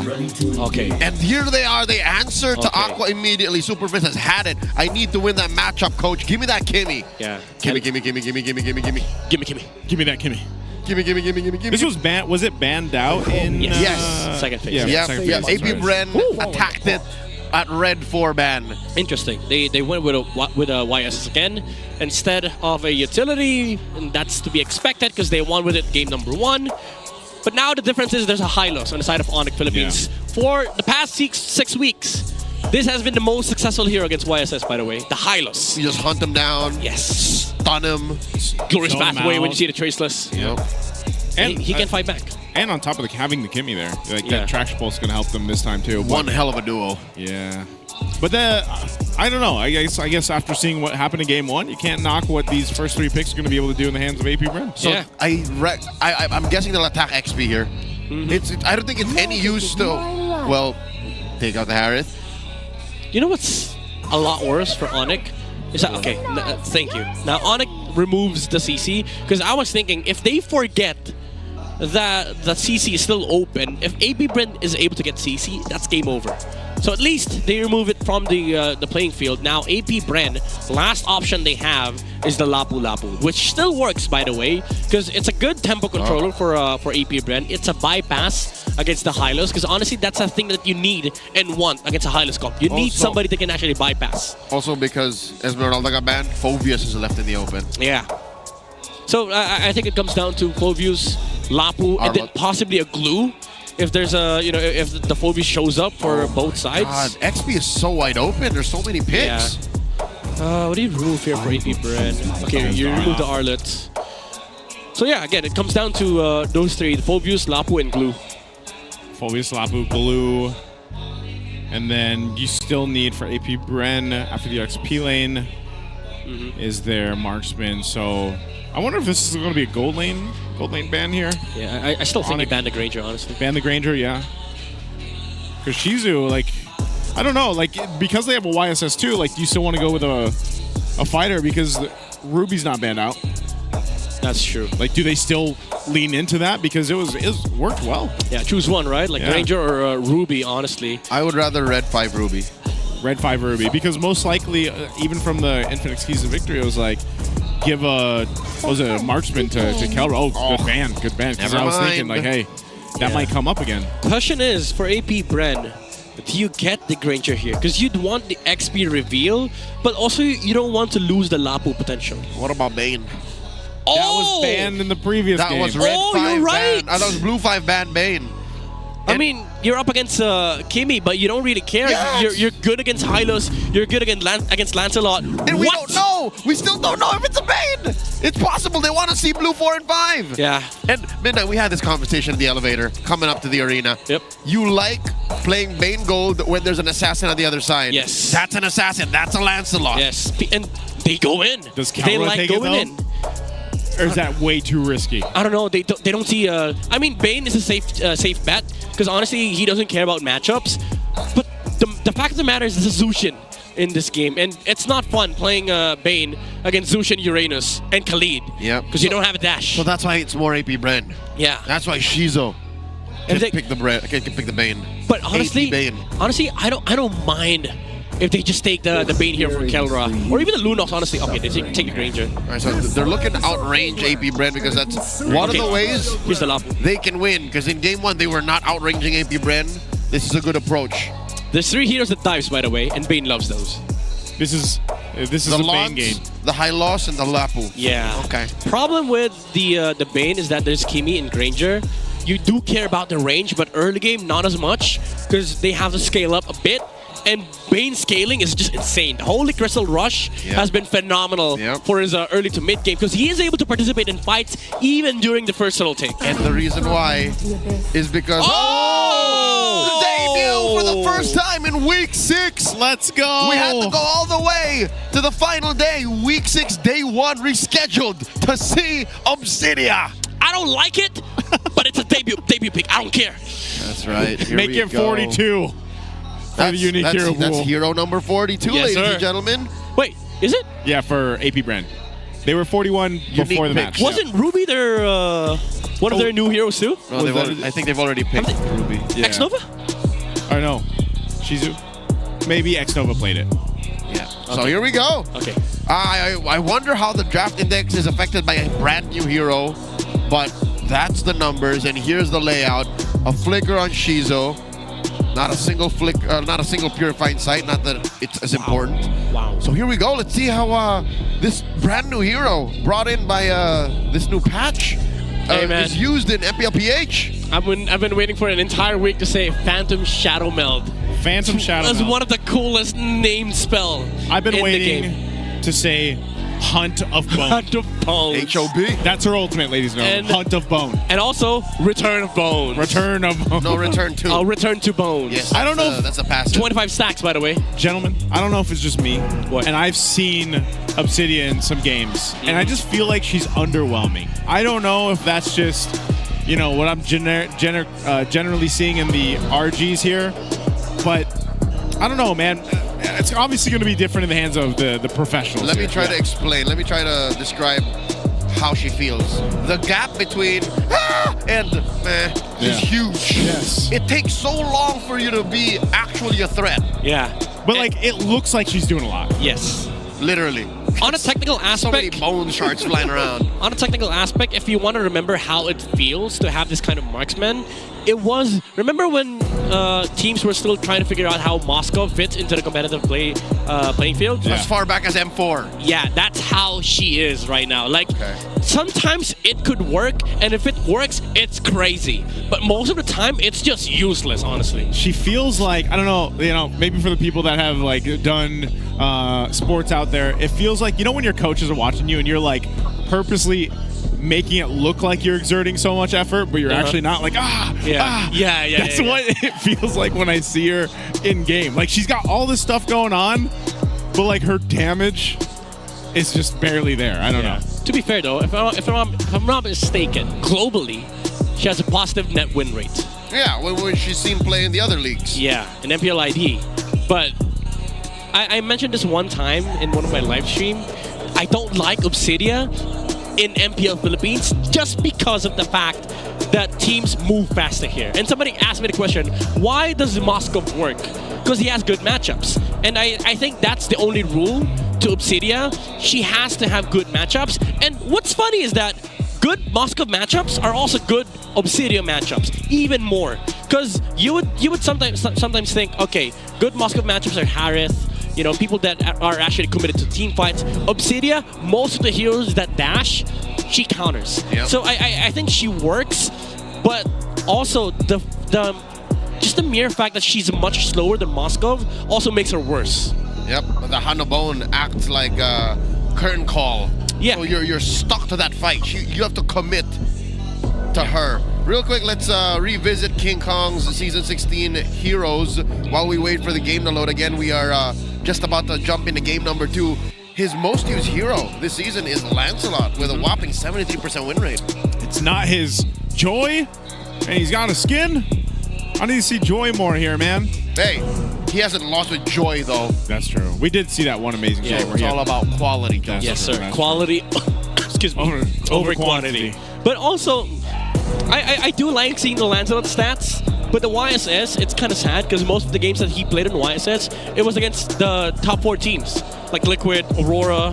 It was just him trying to contest the YSS from them. Yeah, take it away. Yeah. That's what you call limit testing. Yes, sir. He's only won 2 out of 4 so far. Folks, we have gotten word that we are remaking the lobby So once this is done, best believe we're jumping back into the game. Let's check out Kelra's Season 16 heroes. He's played this many, fam. That's 10 heroes. And that's so quick. Not a single loss on Bruno. You counted that so quick. And of course, his signature Bea. But he hasn't used the skin with Bea. Yeah, that was, if I'm not mistaken, that was week 3. Last time he used Beatrix. We haven't seen Captain Kelra. Yeah. Captain Cal. I like his comment. They asked him during the launch party, how would he feel of the other professional players playing his Beatrix? Yeah. Yeah, I did ask that. Yeah, you asked that question. I was like, how would you feel? If like players like OHEB or any other professional players use it, but primarily OHEB. Oh, by the way, OHEB. Yeah. I'm referring to OHEB, by the way. And his answer was he would feel pretty good because like they're using my skin technically. Yeah, and he said at the end of the day, there's a lot of like good Beatrix players, but that's still my skin. Let's take a peek over at AP Brand this time. Their first 5 minutes are, dare I say, ouch, bad. All right, 3 letters. They're ranked 8th at gold diff, and they've died second most in the first 5 minutes. If you're gonna put a description on this is abysmal. Yeah. This is not even average stats. That's way too many letters for me. Sorry. Yeah, I like letters. BAD. BAD. ABYSSMAO. That's just not where you want to be. Especially for AP Brent. Which is crazy when you look at those stats, and then they gave it to ONIC. Yeah, you watch game 1. Yeah. So they really changed it. And something tells me the draft is just as important for them. Yeah. By the way, you want to know how I know you don't like letters? Yeah. You're the first one to say RWM and broadcast. Am I? You were the first one. He was the first. Thanks. Yeah. He is the abbreviation guy. Yeah. That's me. The sound effect guy. You abbreviate everything, my guy. I love acronyms. BAD. That's not even an acronym. It's a word. Yeah. BAD. It's efficient. I love efficiency. If you think about it, trying to say real world manipulation. Yeah. In the middle of the action. It's a mouthful. Yeah. Is a mouthful. Yeah.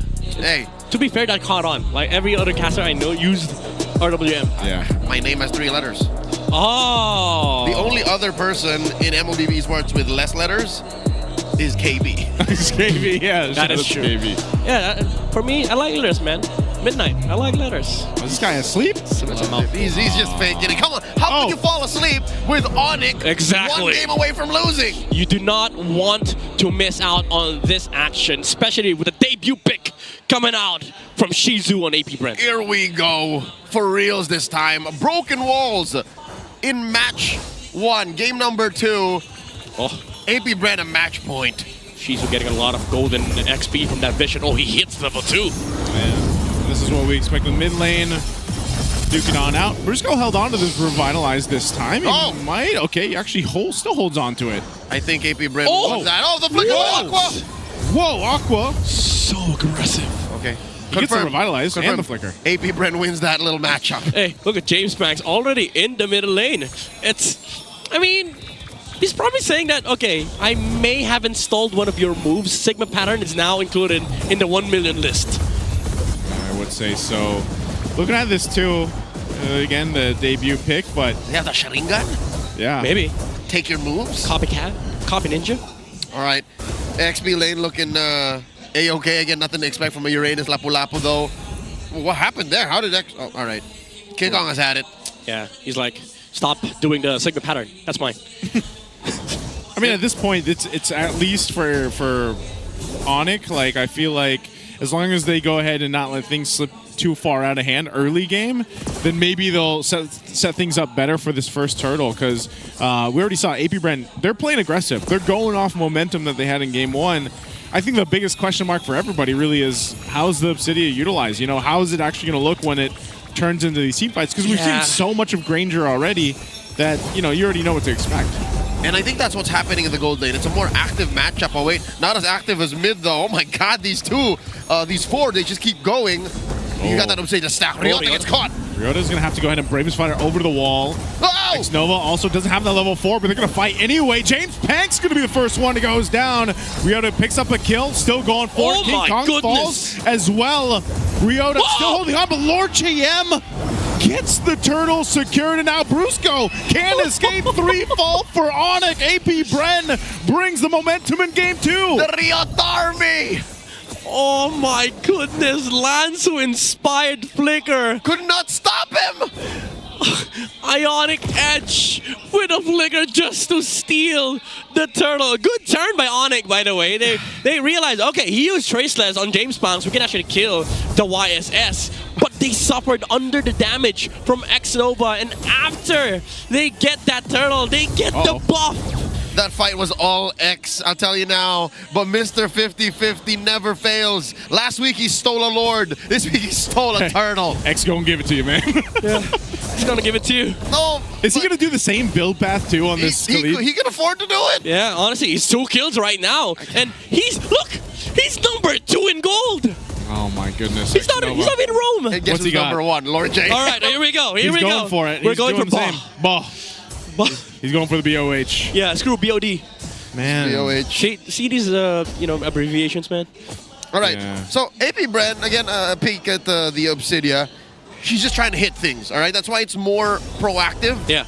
Because her passive, Return to Bone, goes off of dealing damage. Yes, he needs to stack. And for the most part, he's getting the stacks onto the Granger, hitting the bone needles. And he's lacking what he saw in that turtle fight. It was like, all right, we got early game. I can actually go towards the pacing of just farming, getting up the stacks, harassing some people, maybe be active in the second turtle just to be able to get more stacks, because you want to be able to hit the 25 stacks around 12-13 minute mark. And she's more in need of these stacks than Granger. Because Granger's skills, the damage don't scale off of his stacks, it's more off of his energy. Hers is off of the output, the direct output. Yeah. Question is, what's the build for the Obsidia? He's probably gonna go with the Trinity, considering that he's already built the Crossbow. the crossbow for the corrosion site. Yep, but there he it is. could just divert to something like a Haskell or something.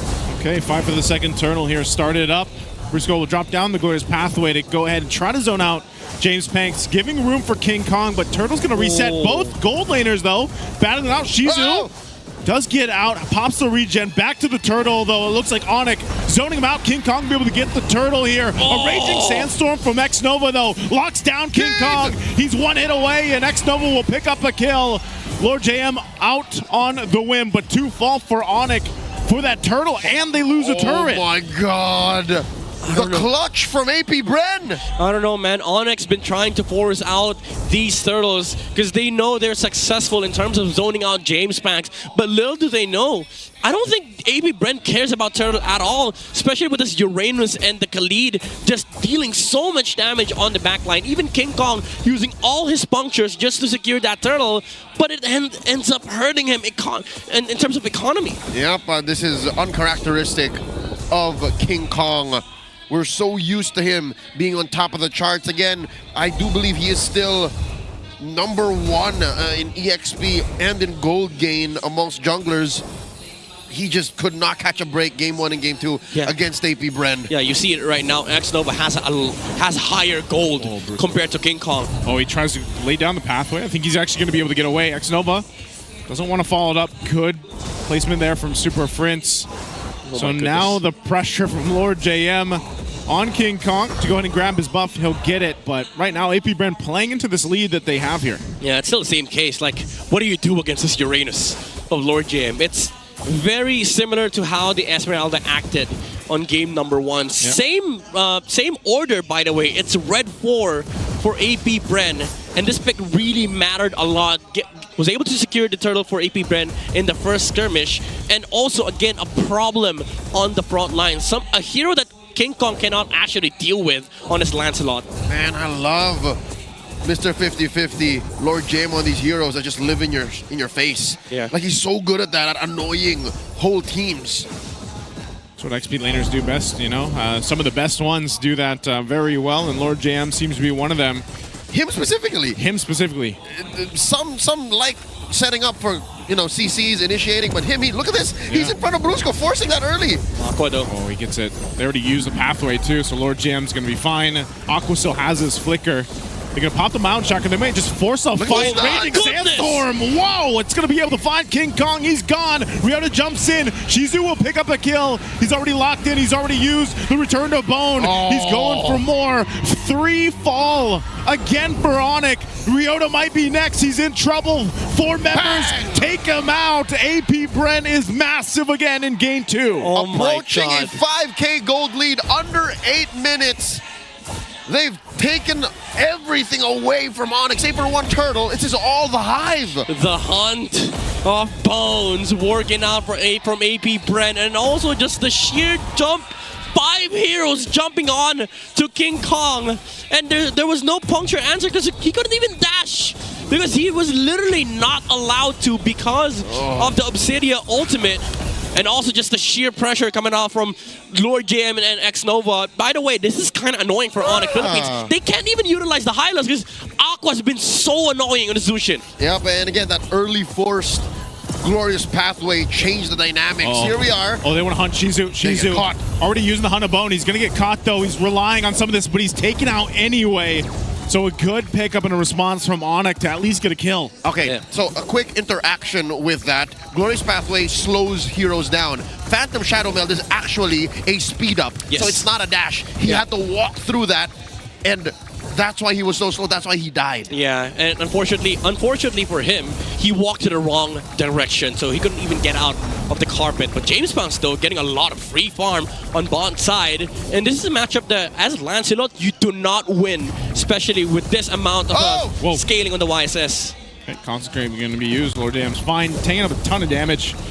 Definitely going to be a sandbag for this game here. A ton, but not enough. Look, he's back. He wants more. He wants more. I would like more, sir. This is what he does, man. Look at this. Okay, how many stacks is this? So this is around... Oh, he already has 20 stacks. Huge. 21. He's going. He's going. The 21 stacks. He's on schedule, if anything. Maybe ahead. Yeah, should be. Yeah, Midnight projected about 12 minutes. We're not even at 10. Yeah. I mean, that's like ideal. And it's also considered late, like 12 to 13. Most Obsidian players, they reach their full stacks around 10 to 11. He's not standing still. He's lying in wait. He just wants to build this Swift Trinity and call it a day. Yeah. Well, to be fair, people have been dying a lot on the side of ONIC Philippines. So Shizu's probably going to want to hit more heroes, but X-Nova doesn't care. He was like, no, we're going to burst them. They actually just freely take this, though. It looks like, Lord JM providing the information. This is where we see the broken walls in action, too. Aqua's half health there. Ryota's in the midst of it all. Ouch. He might get chased down a little bit here, too. Aqua, Traction Pulse, he'll go ahead and use the beacon.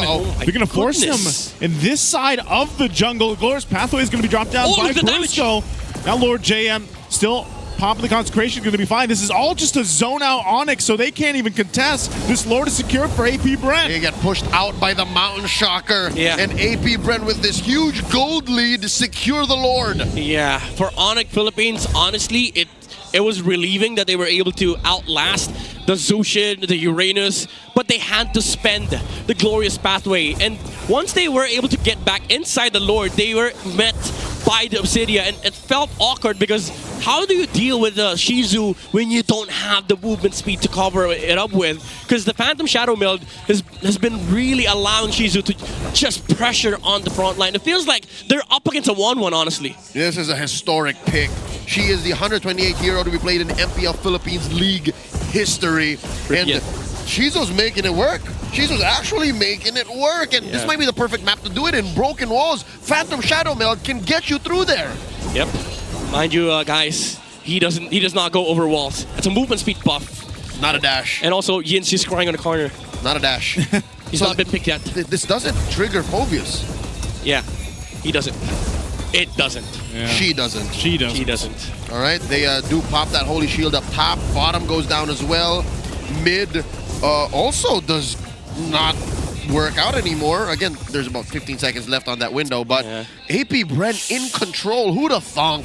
Yeah. They could do this game after game back to back. Honestly, even Keller is going to have a hard time fighting these skirmishes because if he gets landed on by the Hunt of Bones, you're not going to survive that. It also feels like it's sort of like a mixture between 1-1 and also Idrithil if you're a Granger. Yeah. It feels like you're fighting into a heavy movement speed marksman that can actually just burst you down because of the amount of damage that she deals with the bones. And now, I think he's reached full stacks. With CC's ult.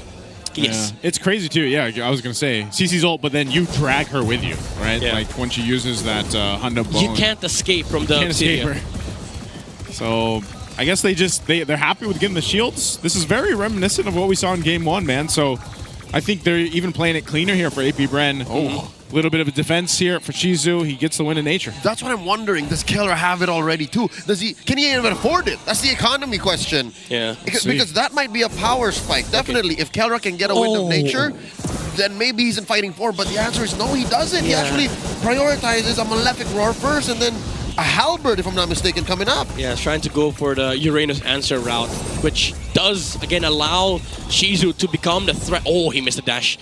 She's a big threat here for ONIC Philippines. Like any hero that Shizu sees, he can actually just go and use, the Hunt of Bones. Because honestly, what's ONIC gonna do? Most of their spells are targeted. Yeah. So they're not even gonna be able to hit Shizu under the Phantom Shadow Melt, especially with the Hunt of Bones, because she moves a lot under that spell. Yeah, because technically when she uses that ultimate, she can kind of use the Shadow Meld around. Yes. Right? So that's why you guys will see for that circular area when Shizu pops that ultimate, the Hanabone, and that's where you play around. So they're going to go ahead and start at this Lord here. Again, 8.5 thousand head. Kelra's up top on that side of the map. Lord JM will jump in, just trying to zone out with X-Nova.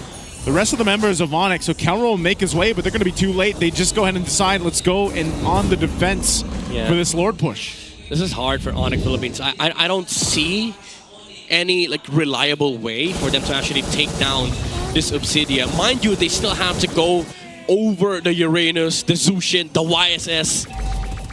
He's the least of your problems, but even then, if you try to find a pickup, like if you go to stage 5 first, you don't even have the kits to do it. Yeah, I think it's a damage profile issue too.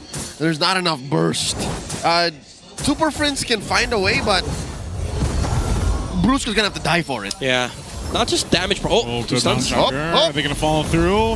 Aqua there, bringing Brusco back. He's so low, even with the Revitalize, he's gone. A good pickup, a good use of the Mountain Shocker, too. They're going to go for the top turret. James Panks leading a couple shots, will take it on Ryota. And now Shizu going to join the fight here. Picks up the Malefic Gun. They're ready to go ahead and fight this to possibly end the game in a sweep. They're going to force it. X-Nova jumps in with Raging Sandstorm anyway. And ONIC tries to do something, but it's all falling apart. The Lord's going to work on the base. Mid-turret goes down, and AP Bren sees the win in sight. They'll sweep ONIC in a 2-0 in this best of 3. A wrinkle in the narrative.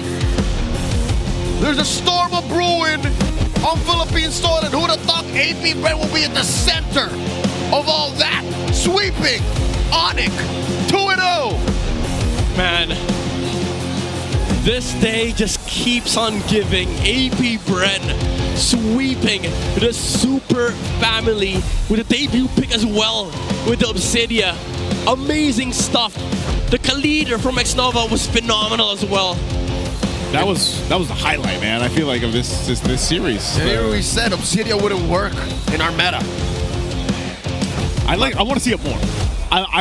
It's nice to see here. I don't know if I'm convinced yet, because that was just a shutdown game, man. I mean, the series. Give it up to AP Bren. They shut down ONIC in this entire series. EUL played the Super Fam, taking their bow, giving the spotlight over to our victors. The Hive stand triumphant. Wow! How did they prep for this? I'm pretty sure we'll hear very soon. They're joined by our hosts, Hans and Odin, on stage. Let's talk to AP Bren. A sweep to kick off the day. Here are your winners, AP Bren! Birthday buff. Ano yun? Oh, birthday buff! Sino may birthday? Nung Friday kasi yung laban namin, birthday ko. Alam mo, hindi pa naman huli ang lahat eh. Hive, please join us in giving James Pax a happy birthday. James Pax in 1, 2, 3. Happy birthday, James Pax! James, happy birthday. sigurado ako isa to sa mga kasama sa birthday wish mo at nangyari na. Talk to us about the preparation kasi syempre na-adjust siya eh. So did your mentality, considering na lalaro kayo sa Lunes, ganon, naka-apekto ba yun or how did you prepare to make this match possible? Hindi naman po naka-apekto, pero mas pabor pa nga po eh kasi mas nakapag-prepare kami ng mas mahaba. Tapos yun, nag-stick lang kami sa plano namin. Kung ano yung drop namin ngayon, yun lang din yung ginagamit namin sa practice eh. Kaya yun. I mean, you have to give props and applause kila Coach Jeff na nandyan sa likuran. Nananahimik kasi, but they made this possible, Odin. Definitely. At napakaganda rin ng performance mo, especially nung game number 1, gamit yung YSS James Banks. And nakita natin na ito lang talaga yung match nyo for week number 6. How has this boosted your confidence na 2-0 nyo ngayon ng ONIC Philippines and moving forward ay 2 weeks na lamang tayo going to the playoffs? Sobrang laking tulong po kasi yun nga po, nag-aabol kami sa points eh. Tapos nakatulong din sa confidence kasi ang lakas nung tinalo namin na team eh. Hindi basta-basta na team, kaya yun. Siguradong pinaghandaan din kayo ng ONIC Philippines because they're doing the same thing. They want to reach the top as well. Aqua, speaking of someone who has already reached the top seasons before, pinakita yung stats mo as a former player from the previous seasons. Ano ba sa tingin mo ang status mo ngayon? Sa tingin mo, prime mo ba yon na gusto mong balikan? Or ito yung prime mo na patuloy ka pang nag-i-improve? Siguro ito yung prime ko na patuloy nag-i-improve. Mas gusto ko po kasi more improvement palagi. This is Prime Aqua. He believes that APBR Aqua is his prime. And being the leader ngayon ng inyong team, nung nagsisimula ka ba sa MPL, na-consider mo talaga yung sarili mo as a leader or team captain? Opo. Ayun palagi ko iniisip din. And nakita ka namin kasi na medyo quiet ka pagdating sa mga team interviews. Pero ano yung nakikita mo sa sarili mo that makes you as an effective leader dito sa team mo?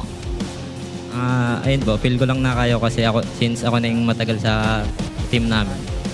The experience that he has. Yeah, correct. I want to know more from, Lord JM. Lord JM, double check lang kita kasi parang kanina ka pa tinatamaan ng mga team pero hindi ka natitinag. Talk to us about it.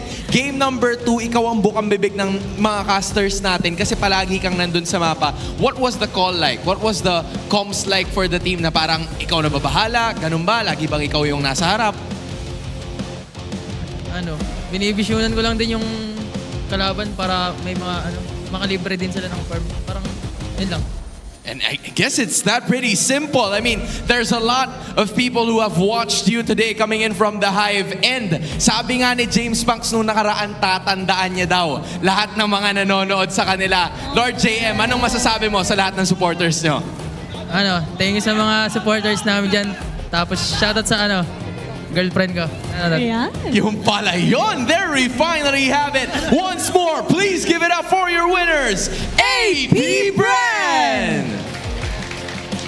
This is a much-needed victory para sa Bees as they made it happen for their team. They're still on the race for those points. They're absolutely the better boys in a black and yellow today with a 2-0 sweep. With that being said, there's going to be a lot of conversation, so we're throwing it back to our casters.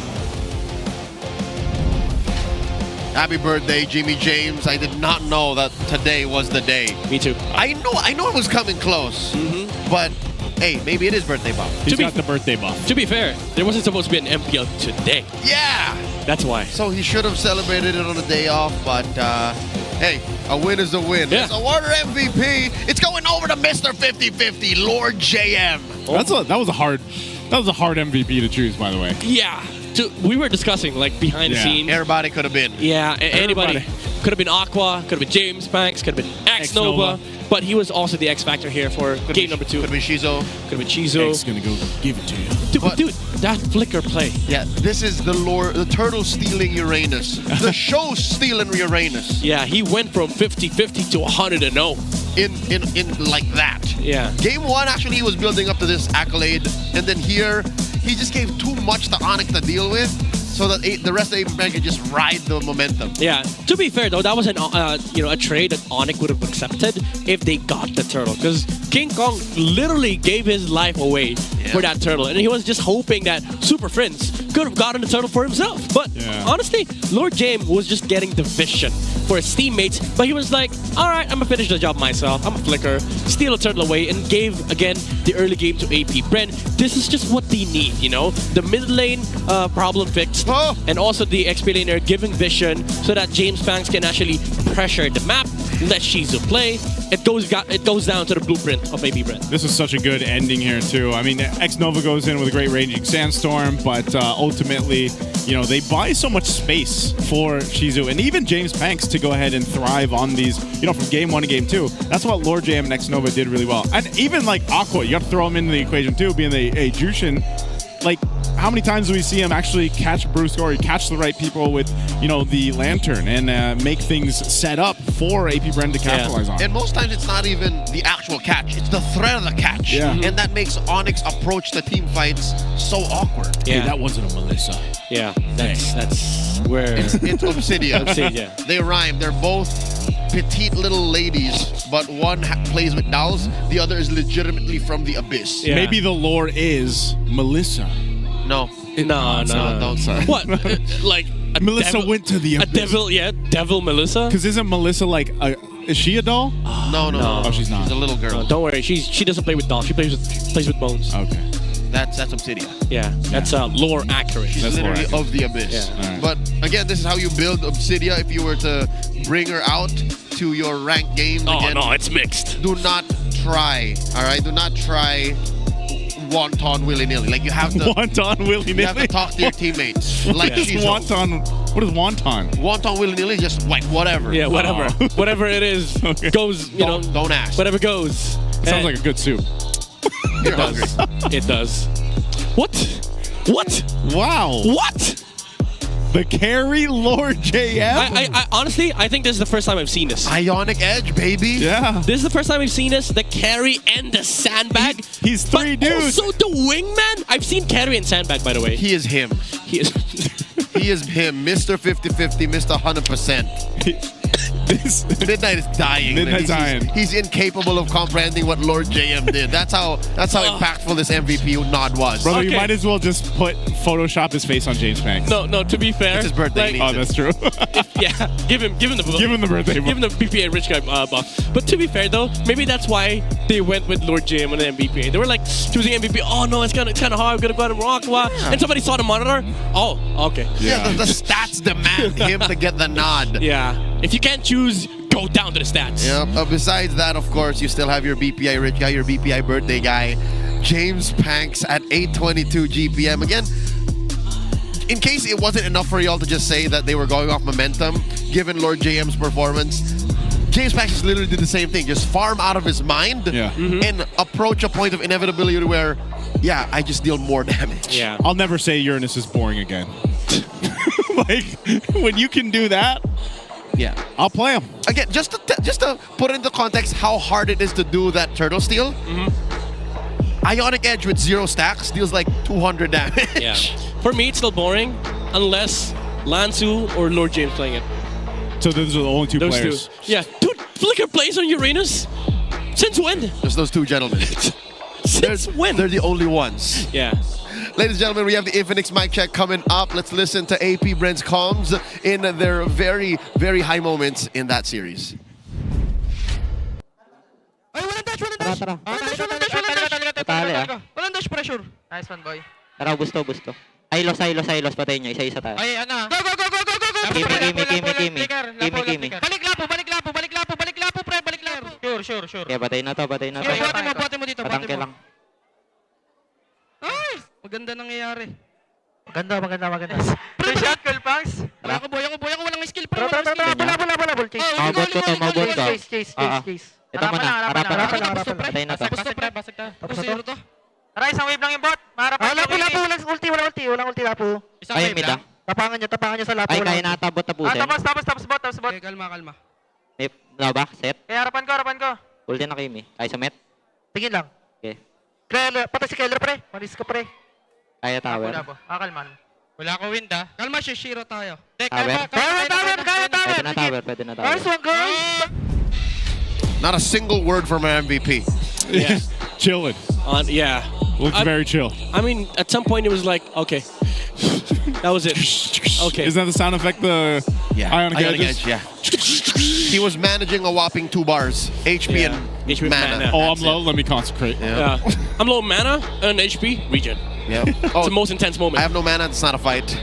Ladies and gentlemen, a quick reminder, you can celebrate ONIC PH's victory in M6. The ONIC PH Joy Pass will be available on September 20, so it's been out for quite a while. The starter pass will include the M6 Championship skin Joy ONIC PH and more exclusive in-game items. Join Joy ONIC PH on your very own road to champion. There is another ONIC PH skin in the game. You know that it's the FMVP skin, Beatrix Skyforce Maverick. It's also available up until forever, basically. But the thing is, it's 30% off right now, all right?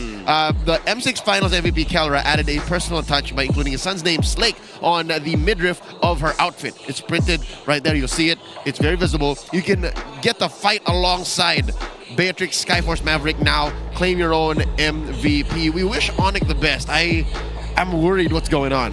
Yeah. They just didn't look like the normal ONIC Philippines that we were used to seeing.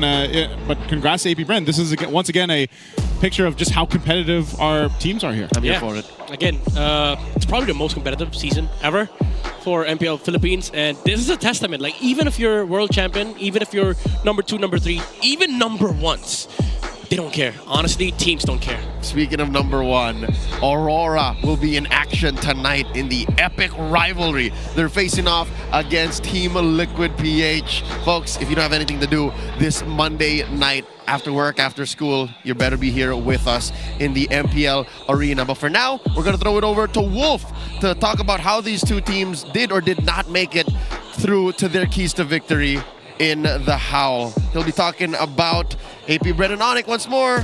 Let's listen. Thank you so much, casters. At mas preparadong APBR nga ang nakita natin ngayong araw. Kung babalikan natin yung keys to victory, minention ko na faulty yung early game ng APBR. And before this match, sila ang may pinakamababang record doon sa first 5 minutes of the game dito sa ating liga. But that's totally changed. Ibang-iba ang APBR na nakita natin ngayon. Pati rin yung recommendation ko na wag bigyan ng assassin si King Kong, hindi rin nila ginawa. But they changed it totally because of how they prepared against ONIC Philippines. Simulan natin by giving Aqua a winning matchup in the mid lane. Although ginagamit ang isang Kimi kontra sa isang Jushin, it's clear that Aqua knows how to play against it. At ginagamitan din nila dito ng kakaibang jutsu with the choices for X-Nova going in for the Khalid. Ngayon, ang natutunan ko ngayong araw is na-confirm natin yung theory last week na ngayong bagong patch, napakalakas talaga ng Khalid in almost all of the maps. At dahil yan sa disruptive na nature ng isang Khalid, hindi lang niya pinigilan si King Kong pero the entirety of ONIC. Napakabilis makakuha ng level 2 nitong Khalid ito because of that extra roam vision. Sobrang aktibo niya sa mapa at dumating sa punto na 0-4 ang ending para kay King Kong nung game number 2. Naging malaking problema ang Khalid ni X-Nova dito, so big props to AP Bren for adjusting as a team at syempre para na rin kay X-Nova nang inaral niya yung paglalaro ng isang Khalid na panggulo. Ngayon, itong AP Bren, binigyan pa nila tayo ng glimpse kung paano nga ba gamitin itong Obsidia ginamit versus Keldra na hindi rin nakakilos. Ang bilis mag-rotate, connecting with Yison Shin to push the lanes as fast as possible. Ang dami nating natutunan. Congratulations by AP Bren. What a big upset they have shown us. At ngayon, kailangan na silang katakutan. Yan po ating analysis ng ating match number 1. Pero meron pa tayong bakbakan mamaya. Tandaan, it's Aurora going up against TLPH after this break. Huwag po kayong alis. Magbabalik ang MPLPH Season 16.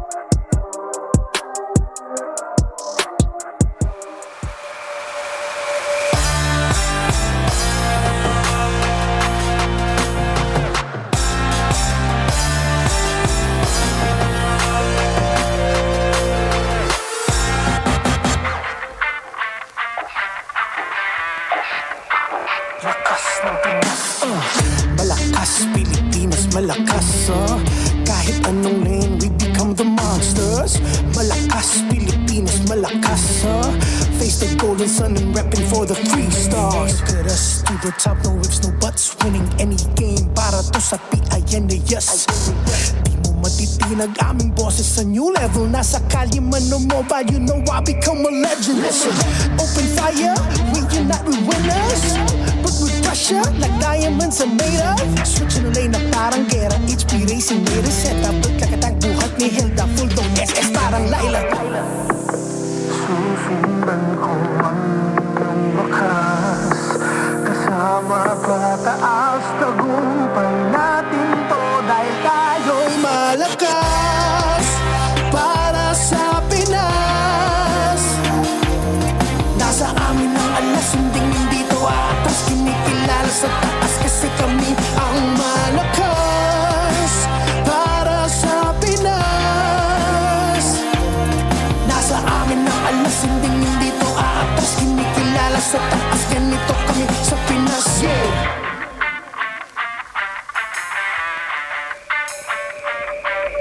Laging MVP, no surrender, no retreat. Pag nagsama-sama, just imagine what we can achieve.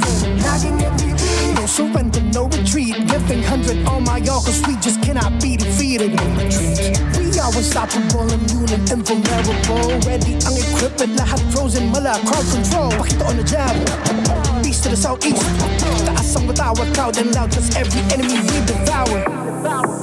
Susundan ko ang iyong wakas, kasama pataas, tagumpay natin to dahil tayo'y malakas para sa Pinas. Nasa amin ang alas, hindi to atas, kinikilala sa taas kasi kami ang malakas para sa Pinas. Nasa amin ang alas, hindi to atas, kinikilala sa taas, ganito kami sa Pinas. Yeah. Malakas, Pilipinas, malakas, kahit anong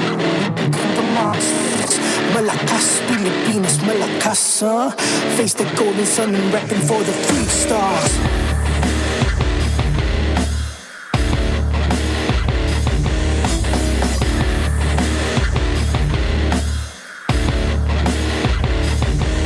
Ang lakas ng Pinas, we unite, we the stars. Ang lakas ng Pinas, we unite, we the stars. Ang lakas ng Pinas, we unite, we the stars. Ang lakas ng Pinas, we the stars.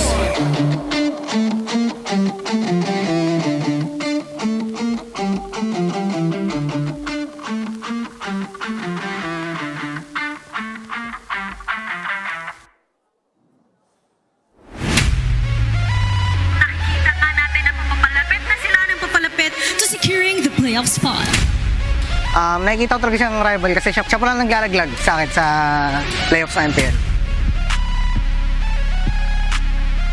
Siguro yung nagawa namin maganda is prove namin yung mga nagiging error namin itong mga last weeks. Then mas siguro inayos namin yung pagiging disiplinado namin.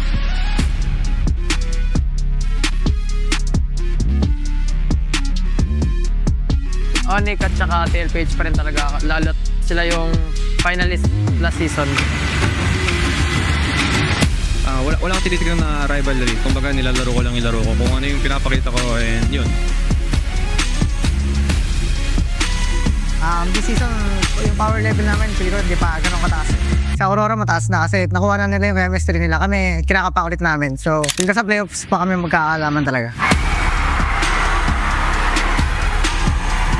Message ko sa ONIC, good luck and bigyan natin magandang laban yung mga good luck sa laban natin. Tingnan natin kung sino yung makakasabing sa atin.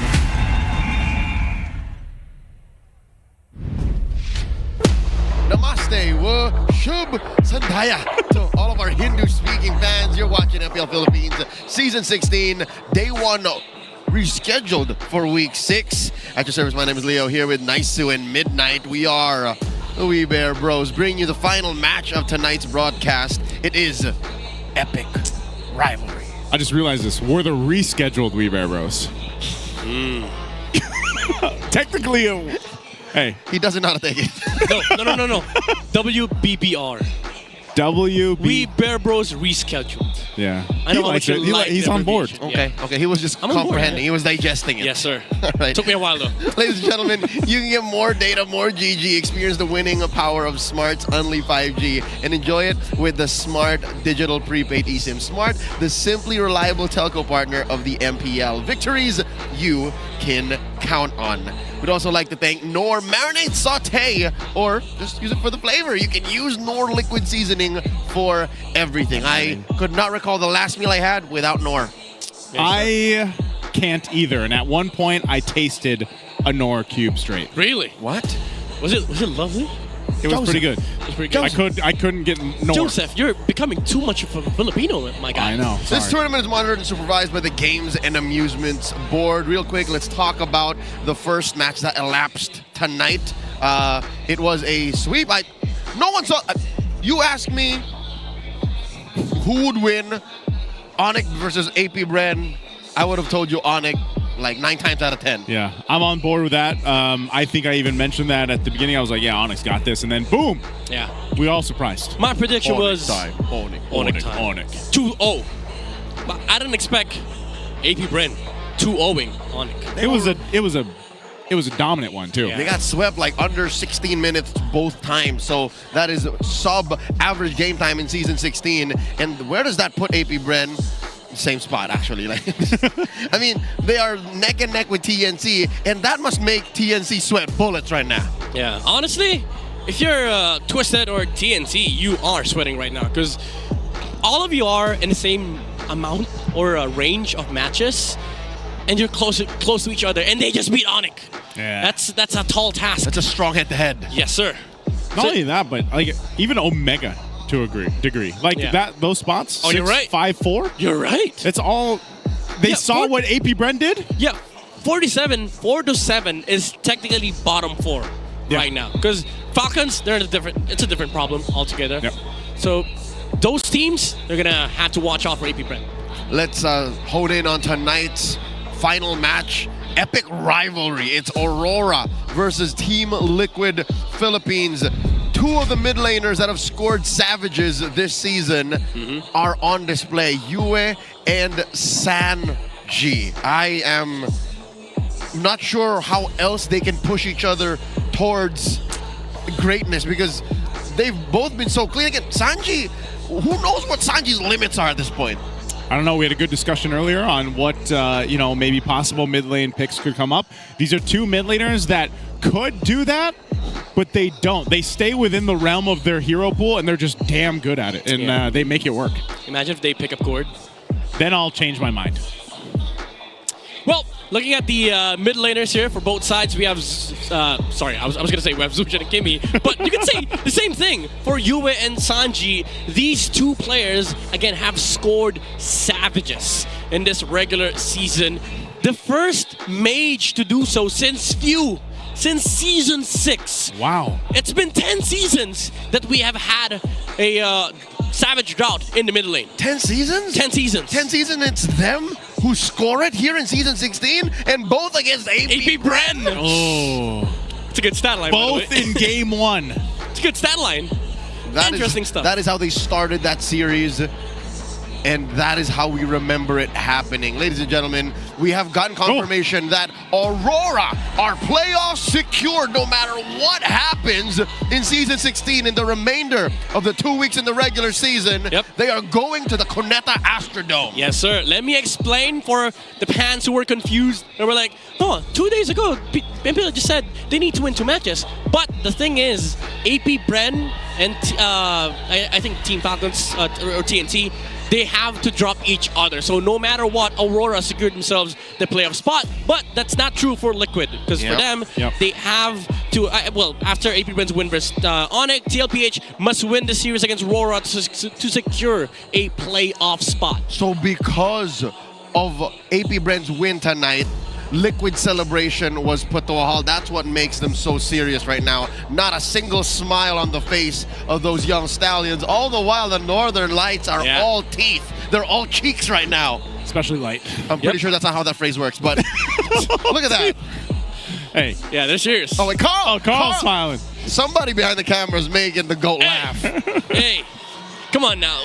Look at the two mid All right, laners. Sanji just broke. Yeah, he broke. The stars of the show, man. These two players have been exceptional since their debut, by the way. Oh, yeah. Like, I don't know how to word it out, but they're just superstars in their own right. That's right. Yue has always played under this banner. He's got the DNA of Blacklist in him. All this while Sanji has the DNA of Echo in him. Yep. And they've both stayed on this trajectory, and their shared pool shows that while they have their own specific flavors. Look at the stats of these two mid laners in the first 5 minutes of the game.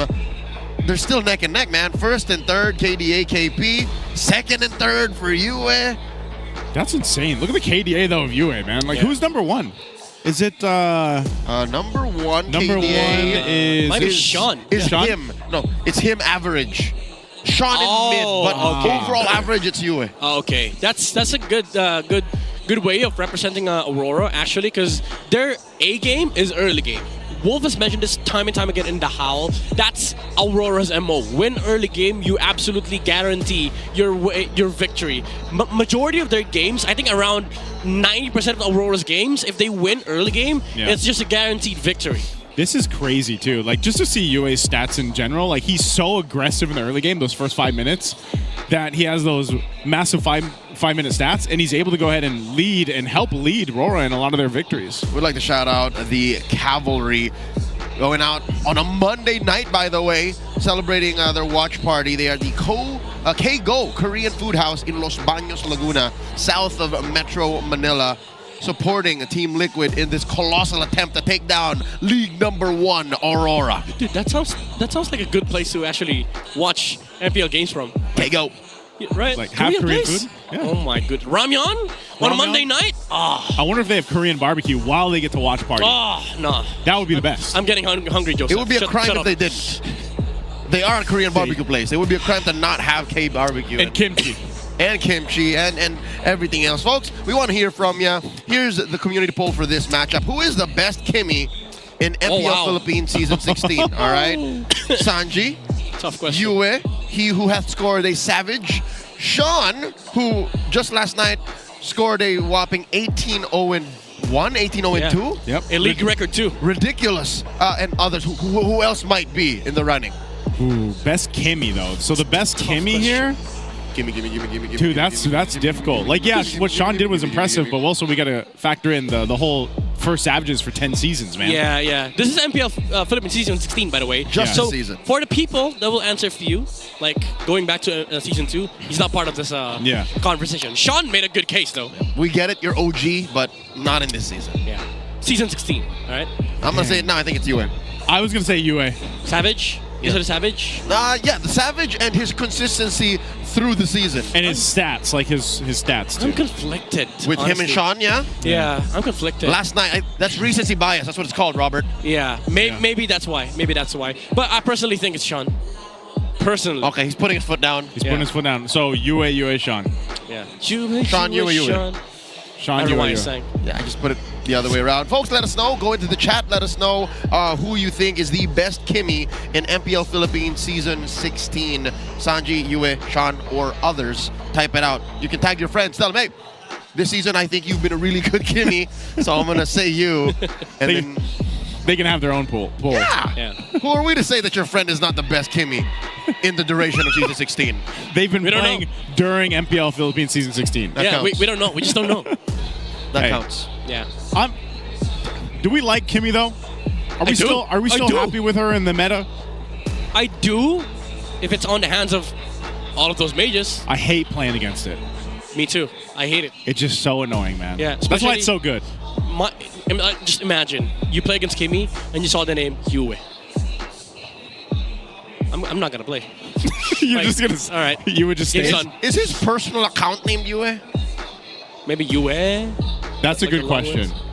I feel like a lot of the players have different accounts. Yeah. Like different accounts. Like even the TL boys. They don't want to get stream snoped. Chessman. Yeah. Like Chessman. Yeah. Chessman. Actually. I don't know. I wouldn't. I don't know because I have them saved as their names. Yeah, like their actual friend names. Yeah. Ladies and gentlemen, let's welcome these teams coming on. It's the epic rivalry once more. Liquid versus Aurora.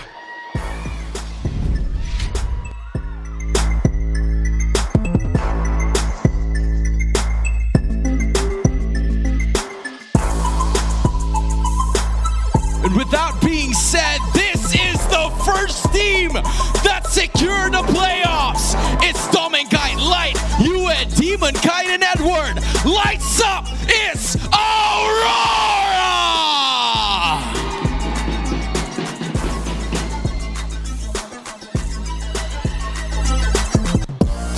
On the other side of this epic rivalry, it's Oheb, JP, Sanji, Carl, TZ, and Sanford.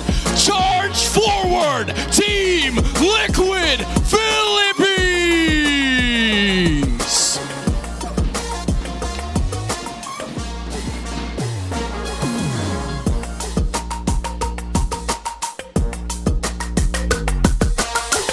To oversee and uphold the tournament's integrity, guiding us through this match are our marshals, Joshua, JJ, Patrick, and Jeff. Yeah! Together with our coaches, they will be joined by Coach Master the Basics of Aurora and Coach RC from Team Liquid Philippines. Rora's Cavalry, I want to hear you scream!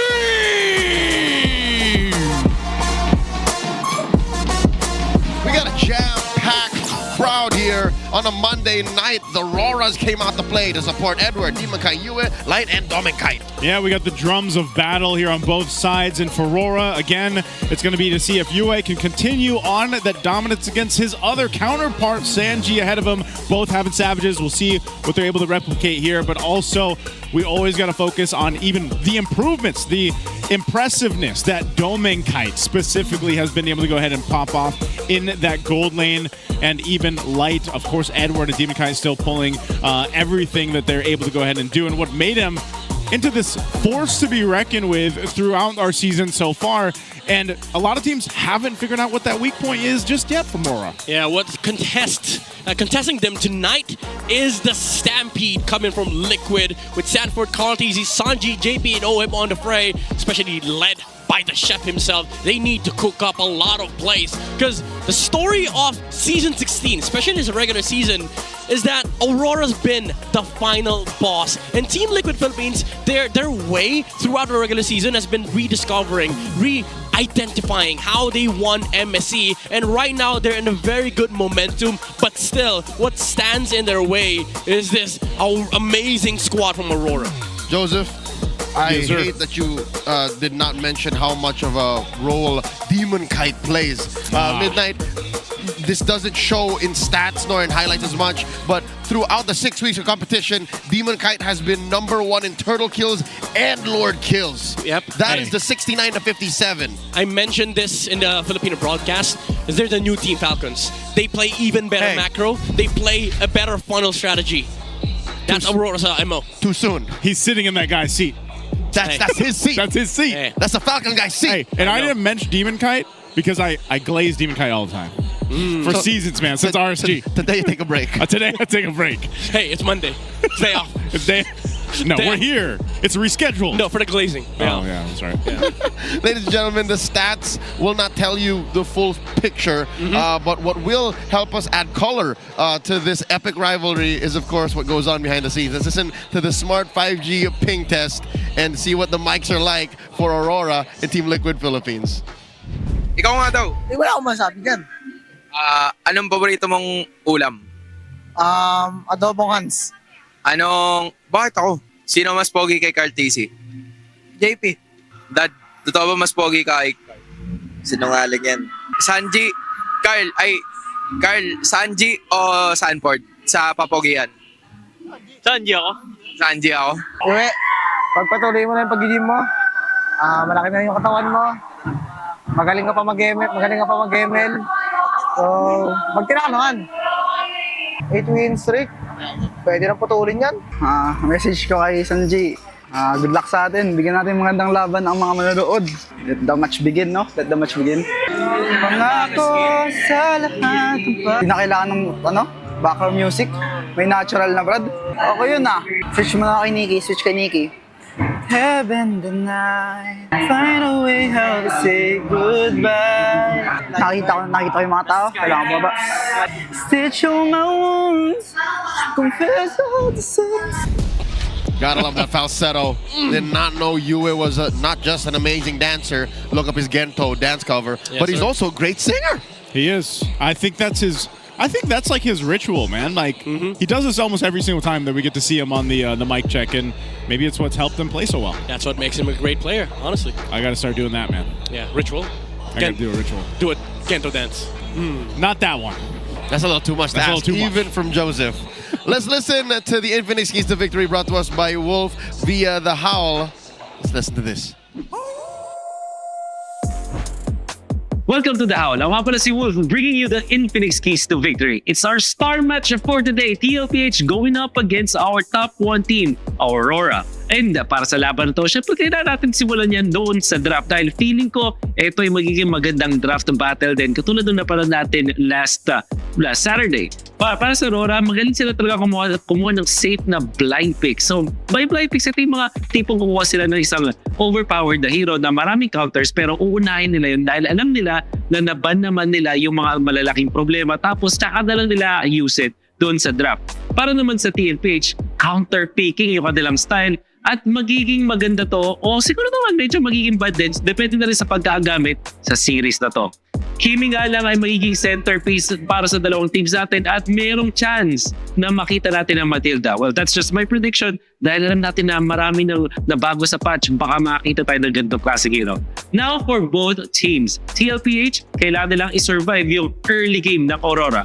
Up until this day, ang RORA pa rin ang pinakamagandang early game sa ating liga. Hindi lang sa maganda, dominant talaga. So para sa TLPH, if they survive this, malaki ang chance na nilang manalo sa ating series. Kailangan din nilang i-anticipate yung retry battle sa lahat ng mga neutral objectives. Even yung first turtle dito sa Aurora, lagi nilang kinocontest or ginagawa nila ng paraan. So baka magkaroon tayo dito ng 50-50 retry battle. Para naman sa Aurora, huwag nilang iiwan yung mid lane na unattended or lalong-lalo na pag itong mid drop naghihiwalay na kasi bigla na lang gumagawa ng play ang Aurora mula dun sa mid lane. So this is about river control as well as vision and information para sa Aurora. Now for XP laners, we know that they dictate the game tempo. It's gonna be Sanford versus Edward. Nakaka-excite na XP lane battle for this series. Sino nga ba ang mananalo? Alamin natin. Back to the casters. Wolf, you definitely win ham on this one. There's a lot of things to break down, but I want to hone in on two things right here. For Aurora, I want to highlight that they are really good when it comes to having blind picks because they choose the safest. I think safest is such a safe term, but more so because they can just choose whatever they want because they don't rely heavily on matchups. They just have like amazing quality players that they can play anything. Like overall, they're just so good on playing whatever they want. But for Liquid, like again, they have to survive this early game from Aurora. If they do, then they can actually bring this to a stampede. Liquid is the opposite. Liquid relies so much on synergy, on chemistry, that once that train gets a going, there's nothing that can stop it. That's why it's the Liquid Stampede. Yeah, I think they have to channel in the Echo Express here, bring a little bit of chaos to the system of Aurora. Because honestly, I think if you're gonna go down to Aurora's gameplay, it's been a mixture of Team Falcons and Blacklist International methodical approach of MLBB. You can't. That's like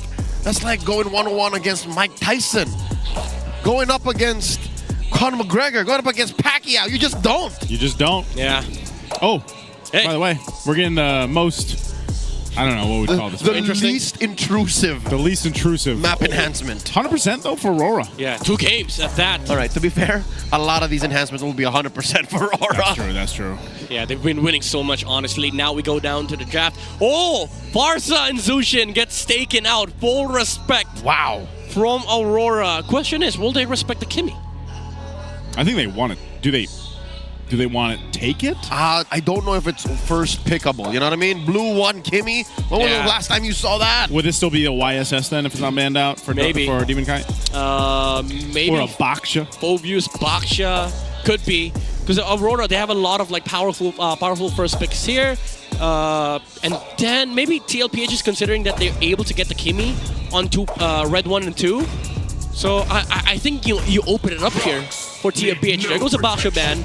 So for Aurora, there's no Zushin, so they can just take either Fred or Lancelot here. Lance got banned, for sir. YSS. The Eason Shin works well for them, but there is the Kalea on TLPH side. So instead of that, they go for the Harith, safe pick. Whoa. But you did give TLPH the Kalea plus, I would say, Kimi.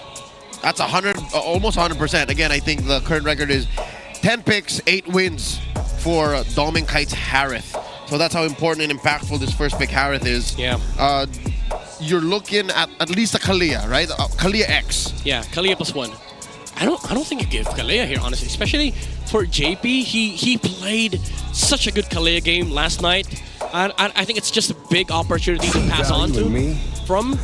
Oh, they go for Fredrin. Here comes Carl Fredrin Nepomuceno. Yep. Oddly enough, Fredrin has been going up the ranks of Red. Oh, they take the Kimi. Second and third picks. Red 1 and 2. Oh my Fred goodness. is number 10 now. 9 times picked in this slot. And then what if they go Matilda for JP on the third pick? So good. That's true. There's a lot of combos here for TLPH. Even Arlott is a big threat for Aurora. So now, I think you have to either steal some of these picks from TLPH or again just cover your own. Maybe get the Kalea for themselves. With the YSS Blue 3, it's a weird first phase for Aurora. This is probably their most uncomfortable first phase ever, but this is still doable for their side. Oh, too early, Valapo, honestly. Sanford can just go Esmeralda. Okay, he goes for CC. Oh, I definitely thought they would have gone for Esmeralda there. There's too many shields already for Aurora. This Lapo is really high up there. Maybe second best winningest hero for Aurora. At about 78% a win rate for Edward. Dude, the amount of respect that the mages are getting right now. They are attacking Yue. Yeah. But Yue, that's the thing. You saw the hero pools leading into this matchup. They both have great hero pools. They both have, quite a few unique picks amongst themselves, but also a shared hero pool. So, you can take a couple of these out, and then, I would even believe that Yue probably still has another Sicilian game in him. I was gonna say, like, the story of Aurora since their birth was that you never count on banning Yue out because there's no attempt that has been successful against Yue. Every time you ban out Yue, he brings out something completely different. Sounds like an exercise in futility. They're still going! Novaria and Eve! You sure? They're forcing the young man on a Sicilian. Sicilian, Kag, Selena. He has a wide range of hero pool that he can play, but maybe they're choosing the right matchup. That's Liquid style. You pick the right hero, we counter it. That's the next best thing they can do. Yeah, so maybe they steal the Kag Red 4 for never mind. They already have the Kimi. Again, Selena's just open for Aurora. They go the Franco. So no roam there. It would have been funny if Light ended up picking that up, but yeah. I think I see what Rora's doing here. They're also not completely banning out Daddy JP. They're just taking away options. Yeah. By the way, there's Hylos option here for TLPH. Hylos, Mathilda, they're both very good. Hylos for anti YSS and Harriet, and you also steal it away from Light. Mathilda, just because it's a good game for the Fredrin, you get away from the Guiding Wind, but they choose, I think, none. Ooh. They go for the Obsidia, which does allow Aurora to steal the Hylos, which is also very good against Obsidia. I wanted to see this again. Like I mentioned that in the last matchup, I was like, it looked good in the hands of Shizu, but I wanted to see the Obsidia played again, so we're getting it in the first game. All right, how's about you put the Obsidia in the hands of someone who knows how to farm really good? Yeah. Against still, bar none, the BPI rich guy of the season, Oheb. Midnight, you talked about a 12-minute, 13-minute max stacks. Yeah. Return of Bone Shard status for Obsidia. What's the read for Oheb? I mean, this is TLPH. 9 or 10 minutes? Probably. They're going to be very aggressive in this game. Rock, and there goes the Sicilian. Expected the Sicilian. Yeah, TLPH.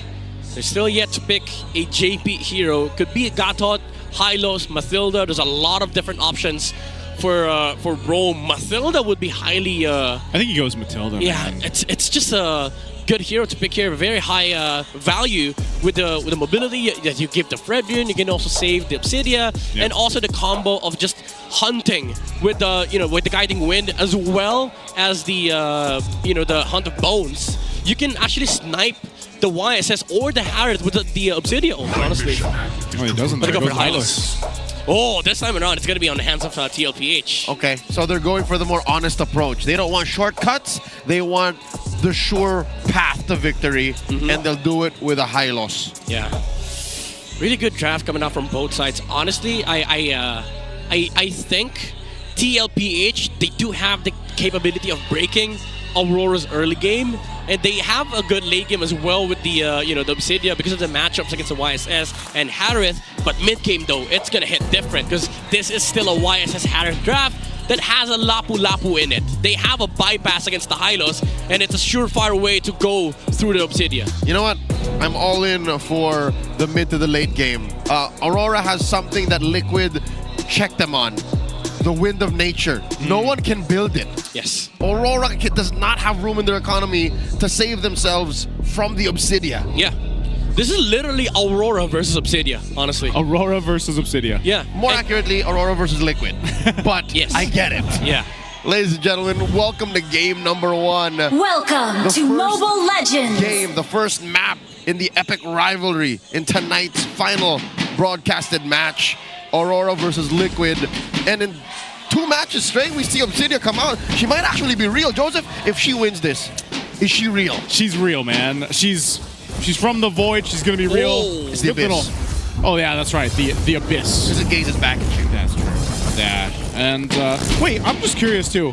What was the? It was Assassin last time. It was Assassin, right? Is So very this is the different. Quantum Charge. This is Tenacity. It's still Quantum Charge, but it has attack speed now. Got you. I'd say I like this more because you need a sustain on the Obsidia early game. Yeah. People usually go for Marksman or Common Emblem in my rank games. And is it successful? Is it like the Common Emblems one? The Common Emblem Emblems ones are actually decent. Yeah, that's what we'll be looking at here, how this works in the hands of OHEB, but you can see this too. Oh, good Rampart. This is the thing about the Grok, man. We've seen him come out quite a few times, and it's that Rampart that really... Whoa, no, OHEB could be in trouble already. Domin Kite taking a couple shots. Oh, he gets the flicker. Gives him a little, emote there too. So, hey, good battle here in the gold lane. Kel1 refuses to stand down. Does not want to miss out on any of these waves. Yeah. What's he looking for? What's he trying?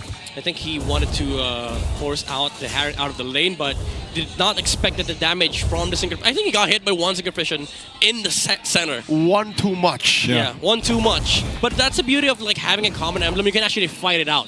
If he had the assassin emblem, this would have been over by this point. Yeah. Does Obsidia? I wonder how's that actual matchup against the Harith? You lose the early game. You lose the early game. You win late game. But then this is also Domin Kite. So the fight for the first turtle is going to break out. Carl TZ falls down. Demon Kite gets the turtle as well. JP is going to be next. Sanford falls. That's 3 down. A double for Demon Kite and the turtle. That's a little too much. Liquid's lineup showing its vulnerabilities this early on. They're too all in. Whoa, without their marksman. They're too all in. Sanjay! Oh, can't get away from the Rampart. Oh my goodness, and now Light.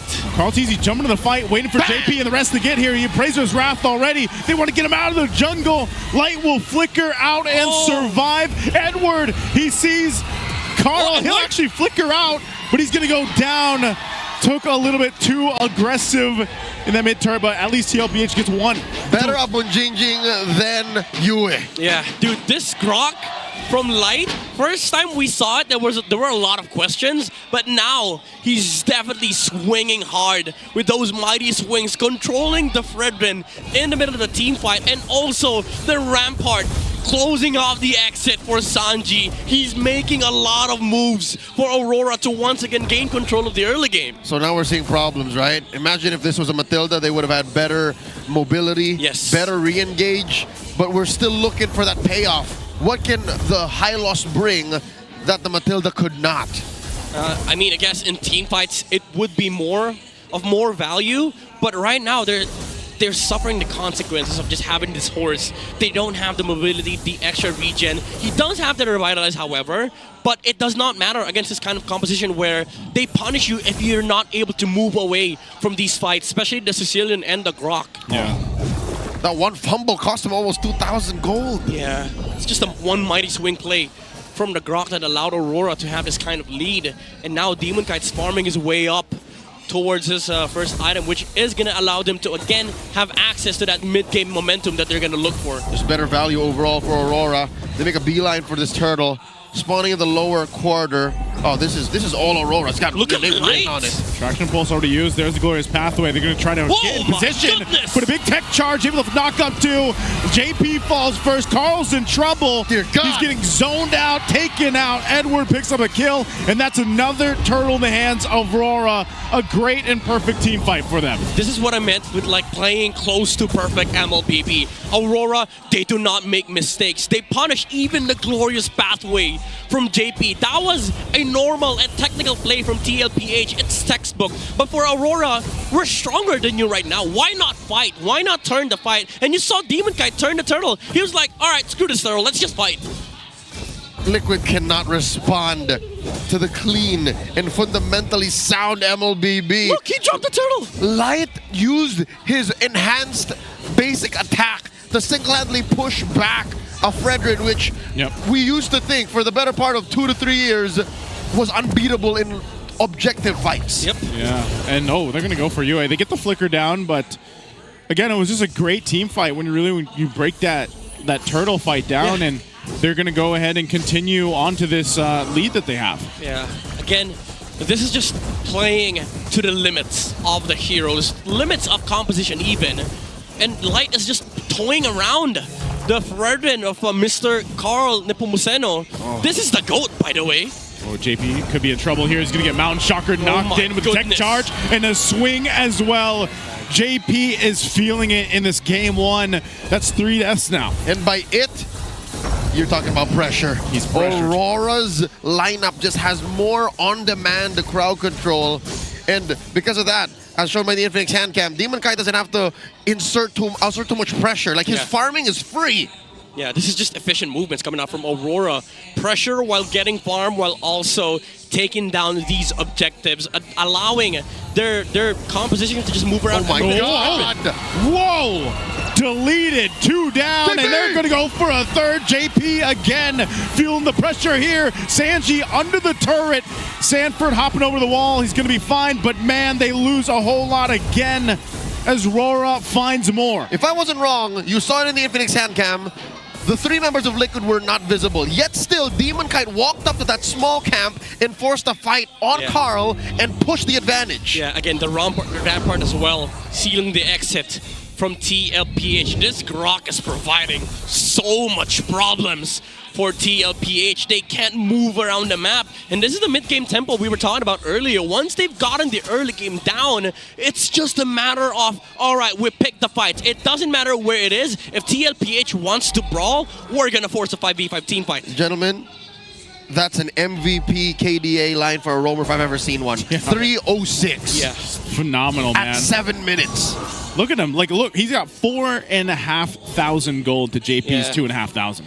Dude, this Grok is unkillable at this point. He has the Dreadnought armor, already finished the Blade armor. He hurts. Where's the damage from TLPH? Even the Kimmy is not gonna tear through the amount of armor because it's just gonna be reflected. Sanji's gonna feel his damage even more than Light will. Yep, I mean, he is magic-based, but physical basic attacks are basic attacks. Yep. So those will bounce off of the Blade armor and hurt you on the return. That's a holy shield waiting to be broken out. Oh, they're going to force a fight anyway under this. I thought they were just going to go for the shield, but they'll go for the bodies. Sanford could be next, but already Carl and JP are gone. Wow. RORA's just taking everything they want. Yeah, dude, TLPH, their lineup right now, it looks greedy, even though they have a utility jungler, because now Fredrin's tempo is shut down. Yeah. You're reliant to your damage dealers, which are going to scale in the late game, but where's the late game? Aurora's bringing it to you. They're never going to make it to the late game if they continue on this pace. Sanji just picks up his Sky Piercer very low, Liquid, underneath their own turret. They got to watch out for those claws. Oheb's going to go ahead and pop the ultimate. He's going to get back anyway. JP's in trouble. Can't escape past the rampart. He falls under the turret, and now Edward will get the stun, but he does go down. But that's all RORA wanted. They get more at the cost of Edward, and Lord is up for them to take. Former teammates Edward and Oheb put it all out underneath that tier 3, and they both fall. Oh my goodness. Again, Aurora just understands that they're stronger right now. They're not scared of fighting TLPH, even though Karthis and Oheb went for the initiation, they went for the engage. The amount of displacements though from Yue is causing so much problems for TLPH. Not just Yue with the Sanguine Skull, but also again the Rampart coming out from Light. Yep, this mid duo, the Grok and the Sicilian, punish honest lineups like Liquid so hard. Yeah, that's why the Mastilda would have been a lot more valuable for TLPH. You do get that extra mobility, extra sustain with the shields. But with this Hylos, supposedly you're the one initiating the fight. But because of the gold difference, they can't even do that. Yeah, and what's unfortunate is when he tries to get away, it's a rampart in his face. You know, even under these turrets. That's crazy. Yeah, so like, you know, how do you deal with that? You're looking at this 10 minutes into the game, 11,000 gold lead for RORA now. These are the stacks for UA too. You can already see the bat impacts are hurting, but yeah, as you mentioned, at Midnight, it's the claws they're able to use plus the rampart combo that's really messing up. Oh my goodness. Even the defense here. So they're going to push him off the turret. Lord will go ahead and charge in. 100 Poe's already used. Oheb just disappears. Demon Kite gets another kill, 5-0 and 11. They're going to go take the turret down. TLPH might not be able to do anything but concede here in game 1. A massive lead and a tech charge from Light. Able to knock up 2, and they're still going to fight on. JP falls. Sanji and Sanford and Carl trying to do their best. Azaman force drop down. Carl disappears. There's another one gone, and Sanji has to watch as game 1 goes dominantly to RORA. The Northern Lights first to the board in this best of 3. Liquid never even got started. They got shown how a proper Stampede looks like, Leo. This is Aurora showing how aggressive they can get. 10 minutes in, 12,000 gold lead. If I remember correctly, they did go past the 10-minute, 26-second mark. Our shortest game this season happened in week 1 between Omega and Twisted Mind. The longest game of the season went over to these two, the same two teams in action right now. That was a 26-minute bout, and here it ended under 11. This is your Superfan reaction cam. Check it out. These are the epic reactions from our superfans here at the MPL Arena. This is brought to you by Smart. Man, the Stampede got stampeded. Yeah. But they got flashbanged or something. Like what do we call it when RORA does something like this? I mean, they got stomped. Honestly, Aurora just stomped.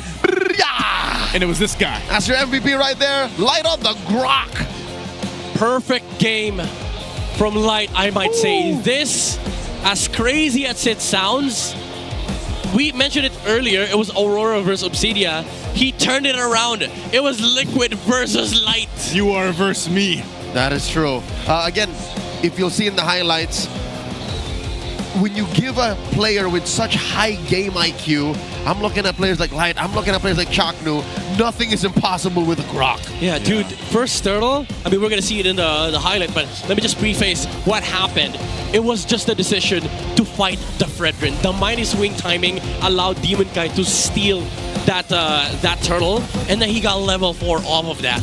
And he was able to set up more fights for Aurora. Here was this was the play. Yeah, and after that, right after that, Tectonic Charge immediately from Light, allowing more space for Aurora. Didn't hit the wall, but didn't need to. And after that, they know they're at an advantage. Sealed off the exit from Sanji. And at this point, you already know they're gonna get mid-game.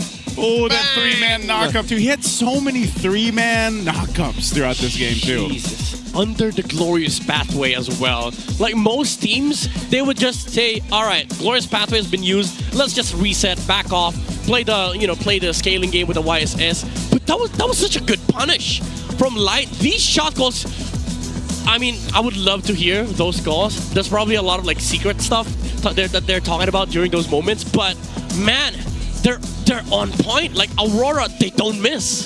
This just shows to us how much of the limits these players take these heroes. Who would have thought that from that angle, on that part of the map, you could do a 3-man tectonic charge knockup? I don't know, man. Through hours of training, I'm sure Light figured that out. Yeah, me too. I'm the same boat with Nice. I don't know. Like, this is just perfect. I mean, not perfect, but close to perfect MLBB you would ever get from a team. And I would say Aurora, they've really mastered the basics. Like, they have the macro down, the micro down as well. That's an important coach. Also, the commitment, no hesitation. Every single time they see a mistake, they punish it. And I feel like TLPH, they have to acknowledge this. Aurora, they don't miss a single play. The only time you're gonna be able to punish Aurora is if they really commit a big mistake, which did not happen in this game. And it's down to even the individual lanes. Again, Dome and Kite is probably the most winning Harith right now in MPL Philippines Season 16. Yeah, this makes it 11-9. 11-9. And dude, he gave to Oheb in the lane. Like, we were wondering about that Obsidian matchup against the Harith. Well, Dome and Kite, you give him the Harith, he's going to win most of those matches regardless of what hero is being played across from him. And again, you give this guy so much space to work with. But look at this. Like, you look across the board. 4-0-11 for Light, the Roamer. 5-0-14 for Demon Kite on the YSS. You know, even Edward, like, he was doing things on this Lapu Lapu sometimes just to catch or bring down the health bars of multiple members from TLPH. Good thing you brought it up because he was on the Obsidian duty. Yeah. Like, he was the diver for Aurora. That's why he had 2 deaths. And the only 2 kills that TLPH had was on Edward. Yeah, that moment was surreal. I remember as far back as when Edward and Owen were the same team. Yeah. When they were 2 of 3 in MV3. And look at that. Now he's playing man-to-man. Not just. Edward was playing man to man. Yes. He was like body blocking 3 dudes. He showed Oheb, this is how I use the zone for you. Like, you feel the Never pressure. forget. You feel the pressure, right? Nobody can actually zone Dom and Kai because he was literally almost hard to kill. And then TLPH, aside from dealing with Edward, they also have to deal with the Grok that is literally unkillable. They have to deal with the damage output of Demon Kite and Dom and Kite. And just the first layer alone, the Ramparts and the Sanguine's Claws, there were a lot of problems already for Carl Tizzy. There's only so many things that a Fredrin can handle. If he had a good game, maybe he had enough HP and mobility to actually prolong these fights for the other members. But problem is, it's not just an HP problem, it's also a damage problem. Their damage profile comes in late game. Yeah, there's no burst. They're relying on Carl Tizzy and JP staying up long enough for the rest of them to deal the damage. Look at this, Carl Tizzy took the most. 108k. He is the sandbag. The GOAT got cooked in game 1. And you're looking at a double here for Demon Kai. He is both the carry and the rich guy. Almost breaking out through the 900 gold per minute mark. Yeah. This is how you know it's a good game for one side. Like, the 3 people getting the rich guy to carry the wingman, and then the jungler on the other side gets sandbagged. I mean, you know what? Even if they got to the late game, man, you have to remember this was UA on the Sicilian. Yep. Like that, he was a late game insurance if they needed it. They had their own infinitely scaling hero. Exactly. You know what? I take it back. He is the only infinitely scaling hero in this game. Yeah. Obsidian hits a cap. Yeah, 25 stacks. Yep. 25 stacks. Never got a chance though. I don't think he even got to half of that. Yeah. Because of the kind of pressure. Maybe 18. Maybe 16. I don't know. That's optimistic. Yeah. We all saw what happened. We all saw that by the 5th minute mark, Dom and Kai was bullying Oheb, and Oheb had to call for an early lane swap. So, ladies and gentlemen, that was that. Again, 20 seconds shy of actually breaking fastest game record in MPL Philippines Season 16. Aurora hit us with a flashback. I don't even know what it's called. I don't know. That's why I was just like, flashbang? Yeah, lightning round is for ONIC. Yeah. Liquid get a liquid stampede. What is it for Aurora? Really bright light would be technically like, yeah, flashbang. Folks, have you all been playing with the new patch? Because if you have, you get a chance to win Kufra's Cursed Scroll Epic Skin for free. All you got to do is open up the game, go into the events tab, and then there's that one with the big red button, that red dot. As you play, you get points. I think I'm like I'm going there right now. I'm like 2 games away, or like 2 days worth of games away from getting Kufra. Really? Yeah. Dude, that's you're so far ahead. I'm still looking at grinding. mine right now. Like I'm still far off. I got almost all the awards except him. Yeah, I think I'm at him. I'm at him right now. Okay. I'm talking to all the super fans right now. Exclusive prizes and surprises are waiting for you. If you buy at least 5 tickets to watch MPL Philippines live. One account needs to purchase the tickets to be qualified for these prizes. Don't forget to bring your entire friends and family. Let's go. I think we're jumping on to one of my favorite things to do here in MPL Philippines in 16. What is that? What is that? What is? You'll find out because people are going to be risen the camera. In Oh, bit. this. I always wondered, is this actual like a battle? Like, is this a battle off, or do they like the battle? Joseph begins as soon as you walk into the arena. Oh, like they don't televise it. We just have people who look out for the most handsome, beautiful, dandruff-free scalps with beautiful heads of hair. Power up your dandruff-free scalps, supercharged with clear. Where's the clear head super fan of the day? Where are they? Show your hair. We got a lot of people with hats on. Yeah. Remove them. Remove your hats. Remove Let us them. see your dandruff-free scalps. Yeah, we gotta see him. We gotta see him glorious hair. Here we go. Is he the winner? This is our winner? Hey. All right. I like that fade. I like that fade. Look at that. Raise it up. Show Raise it up. There you go. Oh, not a speck of dandruff on that beautiful scalp. Very clear. That's our clear head super fan of the day.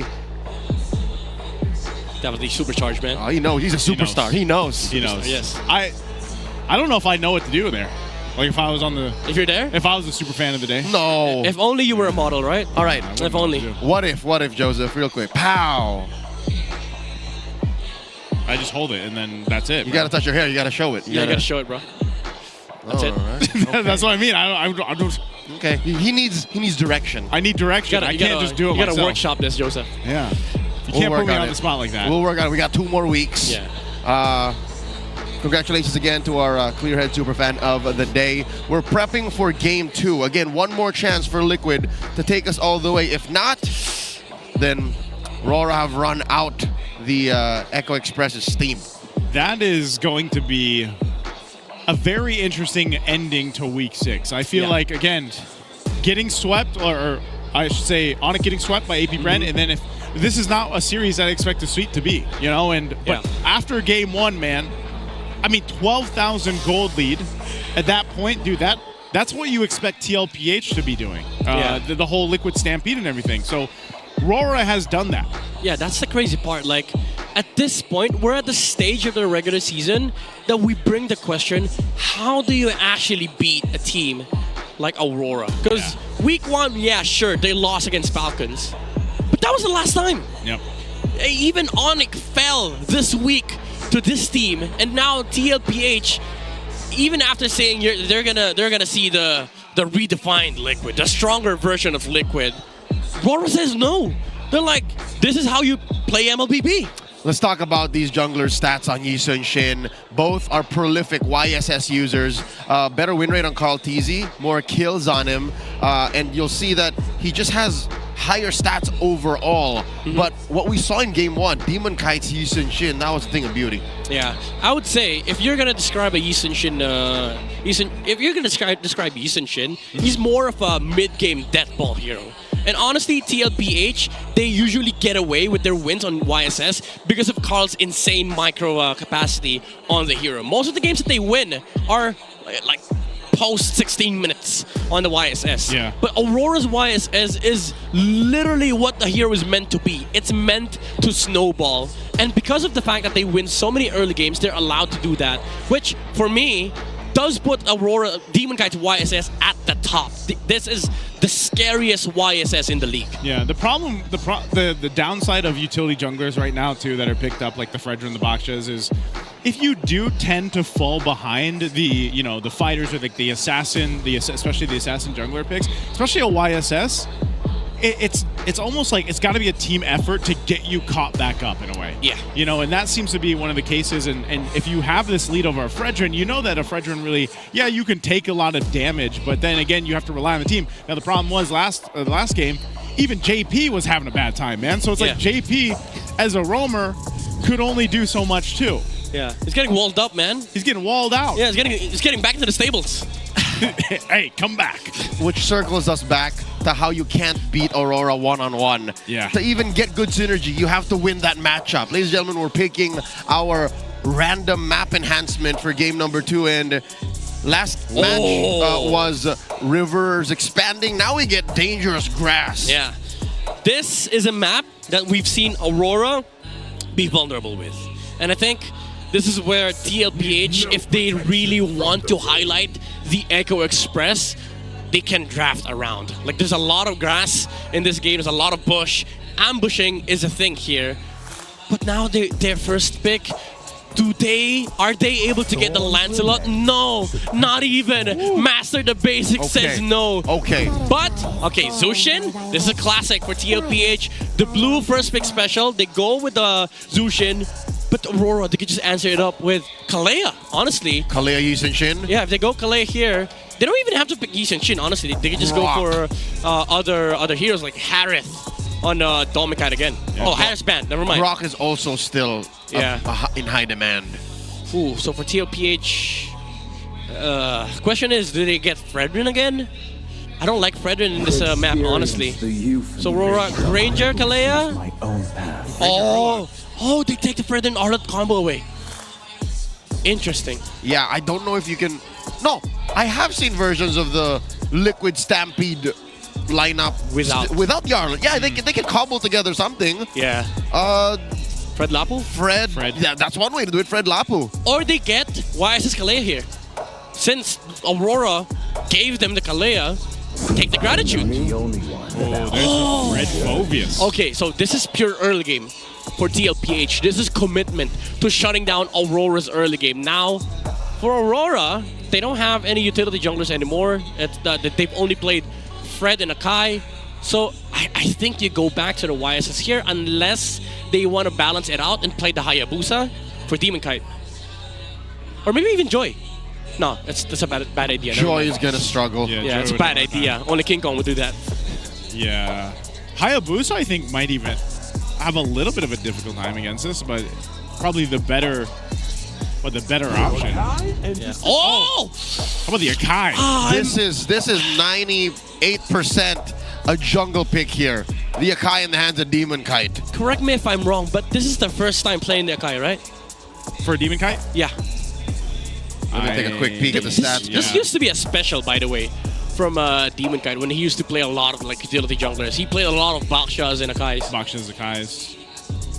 Interesting stuff. Baksha, Akais, Freds, then there was the Barretts. Yeah. This emulates the Arlet Fred though. Like this still makes the Arlet become a Lancelot. Does this work does it work against each other though in a little bit if you're not careful? Like the Arlot with the Akai? I mean, if you're able to pin it to the wall, then it's okay. But sometimes you have to like communicate who goes first, because the final slash, like the swipe, does negate some of the the pros of using the heavy spin. Good ban, by the way, with the Mathilda, and also I like this Navaria ban. One thing that Aurora has up their sleeves is that this can also still be flexed onto light. Confirmed, gentlemen. Demon Kite has never played Akai in 2016. So this can be flexed onto light if they need to. Because honestly, I still think there's a world where they just pick up an assassin here for Demon Kite. Like if they see a vulnerable gold laner, they could just go for a Hayabusa, honestly. So they could still flex this if they wanted to. There's the Franco ban. Yep, they're attacking Daddy JP. They can't have that ultra winning mid trio. Because even the Matilda and then the Franco being out, like, are they just saying like we'll leave you with the option to go ahead and Hylos again? Or? Good read. They're not letting the Grok through anymore. MVP performance by Light. I wouldn't put it past them. Yeah, they don't care if the Akai's gotta get flexed. They still respect the Grok enough. But now for Aurora, you go mage here so that you don't reveal anything. What's a good mage? Farsa is available, by the way. Farsa, Kimi, Kagura, Eve. Eve. Yep. Eve is good. A heavy spin them into the epicenter of that RWM. Yep. I wouldn't mind playing the Eve here, even if there's a Phobius. You don't also mind playing the Farsa because there is an Arlet. That was a But they Hylos. go for the Hylos. Okay, I was thinking TLPH could have taken the Hylos themselves, but now they're stuck with probably a Gatot Kacha. Which isn't bad.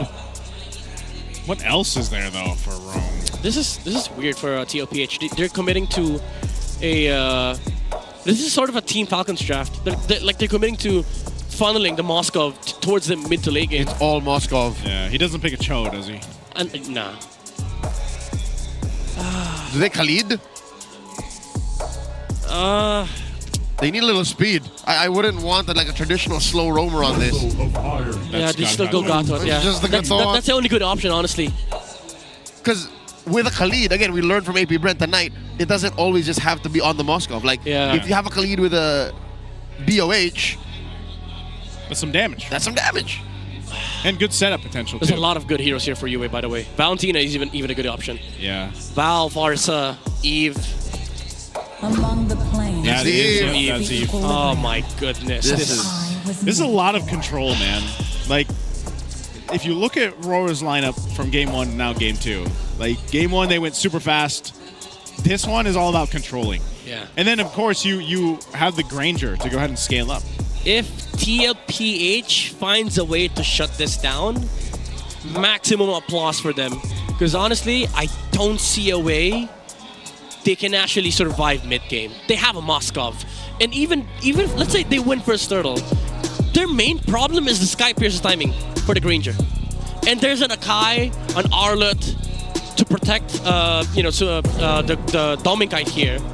And now you add the Eve to the mix. This is a big problem for TLPH. RORA are not satisfied with just locking in the playoffs.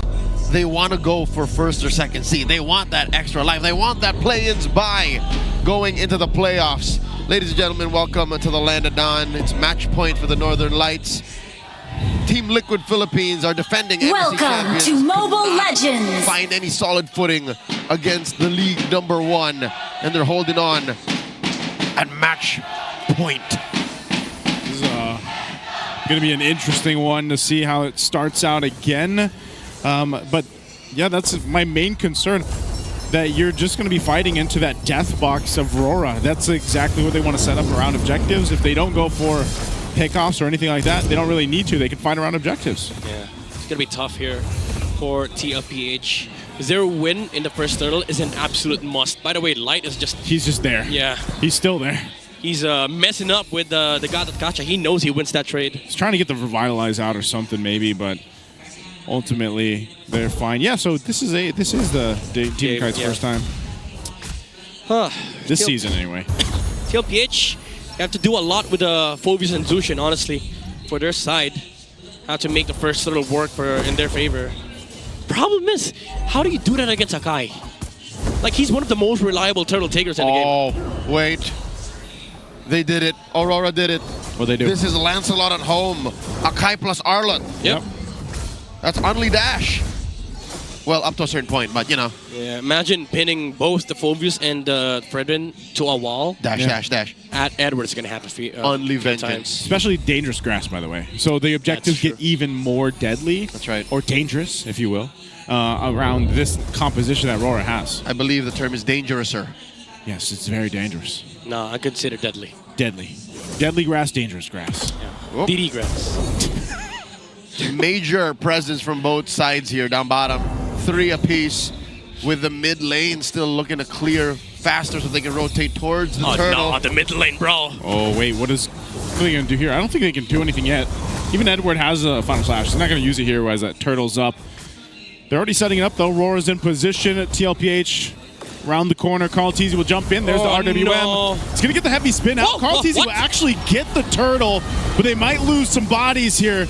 A Spear Destruction is going to come through. JP and Carl fall down. 2 kills for Aurora, possibly looking for another, and it's a double for UA. So you might have gotten the objective, but you lose 3 to Aurora. As impressive as that is, that's not the first time we've seen a Fredrin under a heavy spin get the retribution. There are windows within that mini stun. Yeah. But again, it's still impressive and oppressive what Aurora is doing in a liquid. And that's usually the response against the Akai. But again, this does put a big problem for TLPH, because you lose early game, mid game once again becomes the turning point. Light, he's not getting away.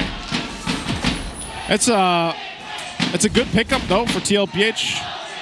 At least to get something in their hands over here, because again, it was looking like you give RORA too many of that, they're going to go ahead and just snowball again, just like they did in game 1. That is again the Northern Lights MO. Flawless early game that leads to an inevitable mid-game finish. Yep.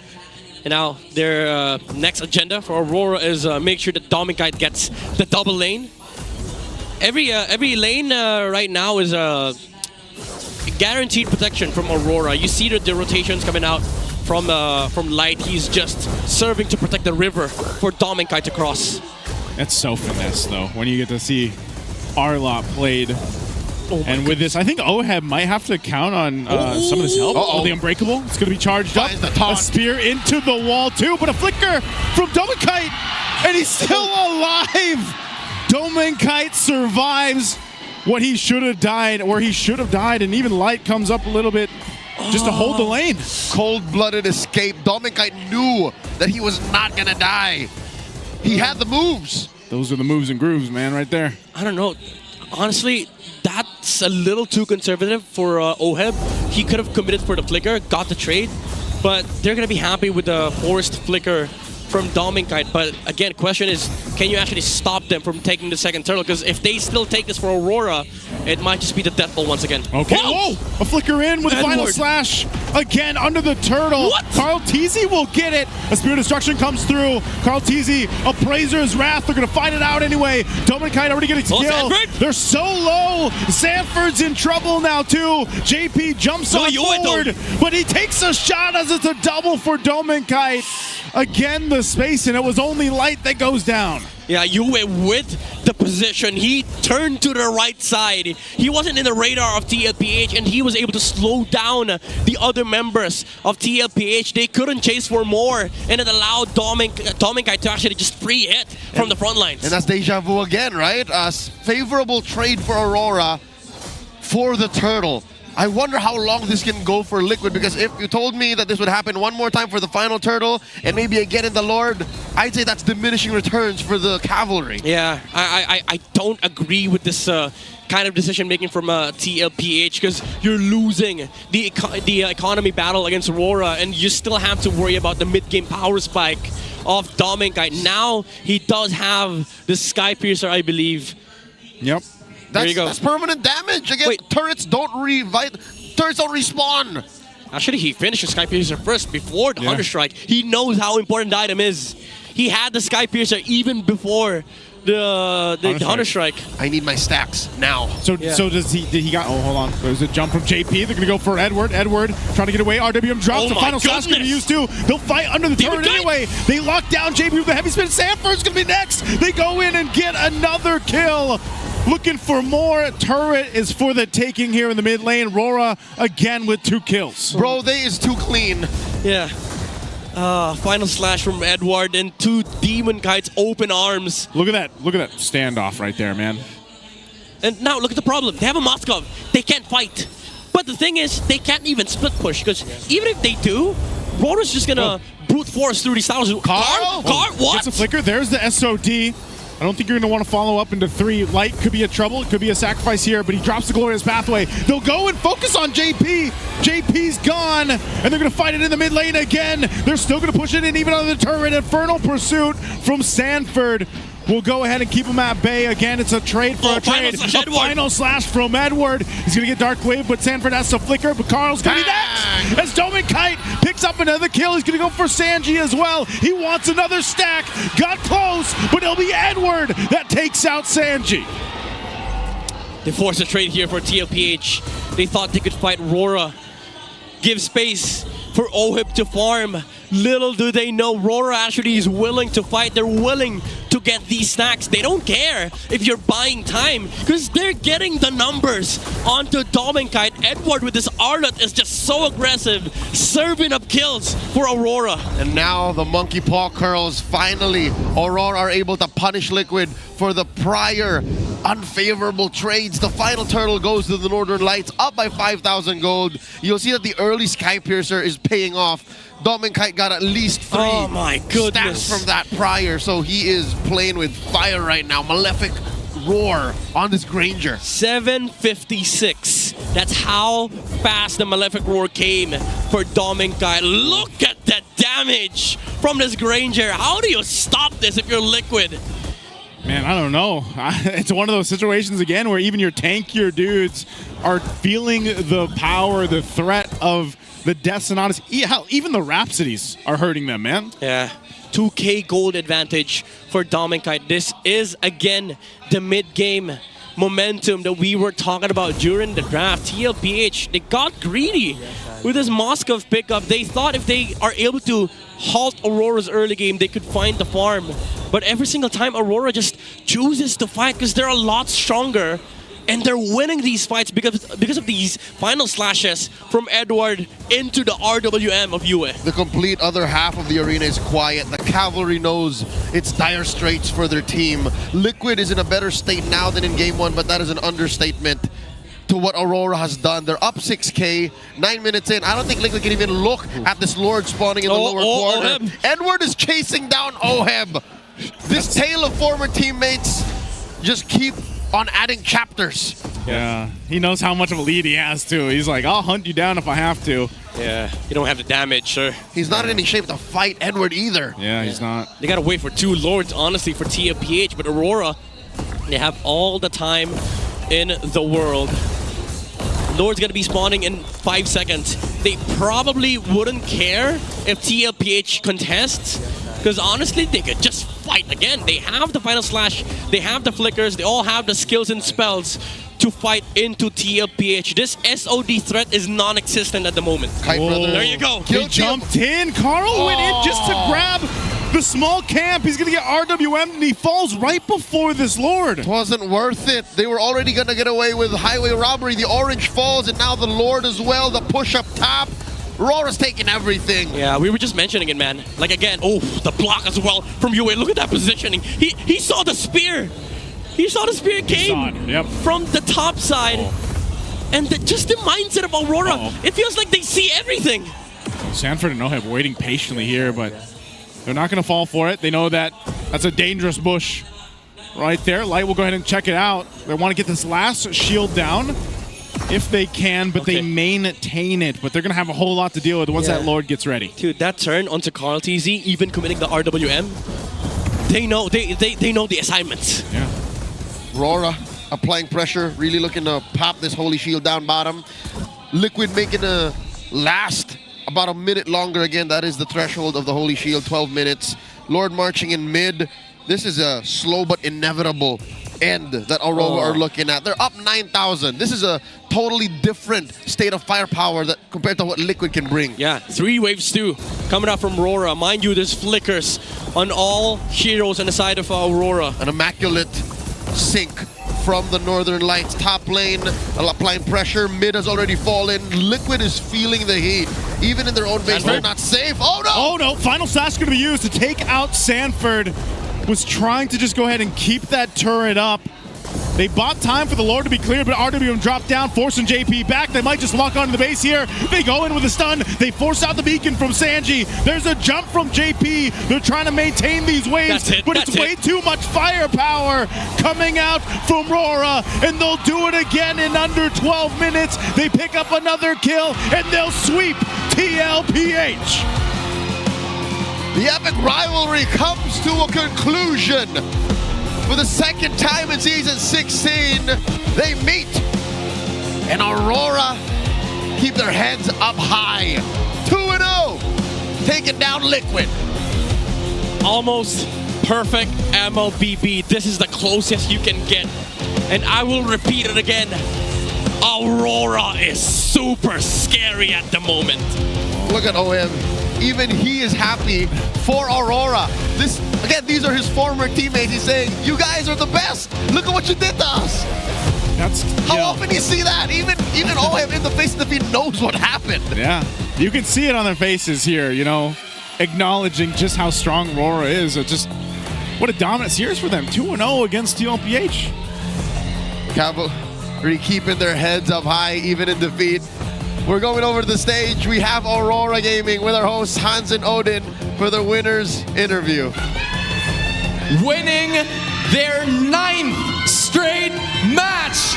Give it up for your winners, Aurora Gaming! What a series, Light. Talk to us about it. Sige, aperan mo muna lahat, men. Tatapusin mo ba? Aperan mo lahat? Mamaya, sige. I got you, man. But Light, give it up for Light, ladies and gentlemen. What a performance. Grak, Game 1 was unstoppable. Aside from the fact na playoff secured na kayo. Congratulations again. There are a lot of people that are saying na meron kang potential to be the MVP of the regular season. And you were able to do it nung season 9. But what's gonna be the difference now? Why would you deserve it kung sakaling sa'yo may bibigay? Siguro dun sa past, ko na lang siya ikukumpara sa mga naging ko. Tapos, yun, I mean, kung ma-achieve ko yun kasi hindi ko yun magagawa. Wala yung mga kampi ko tsaka yung mga coaching staff talaga. I mean, with the guidance, the right mindset, that is Light, absolutely for you. At meron din ako napansin na maganda din ang performance of this game, si Domeng Kite. Nung game number 2, nakita namin yung ginawa mo, nakaalis ka, kahit 2v1 situation. And medyo trending ka kasi ngayon online. Wala. Nabasa namin yung article about you and pansin namin na magandang performance mo this season. May confidence ka this season. Saan ba talaga nanggagaling yung confidence boost that you have? Siguro parang ayoko na ulit masayang yung isa pang season kasi pangatlong season na namin to. So gusto ko na talaga mag-champion. That is the right mindset from Domeng Kite and the rest of the crew, which by the way, lahat po sila ay naging parte na ng Team of the Week. Not once, but twice. Just an intense amount of performance. At tama kayo, sino ba dapat namin kausapin? Yue! Bakit naman sinabi mo patay? Yue! Aurora is definitely roaring because of you. A lot of people commended your performance all throughout. And you were also able to claim yung mga accolades all throughout the week. Talk to us about it. Ano bang gusto mong makuha aside from the championship for Season 16? Bukod sa championship, ano pang gusto mong makuha this Season 16? Season, achievement. Parang champion pa rin Champion pa rin. Focus sa championship. Focus pa rin sa championship. Is that what the Roras want? US, sobrang dami ng sumuporta at nanood sa inyo dito sa MPL Arena. And the same could be said para sa lahat ng kanilang mga tahanan. Ano ang masasabi mo sa kanila?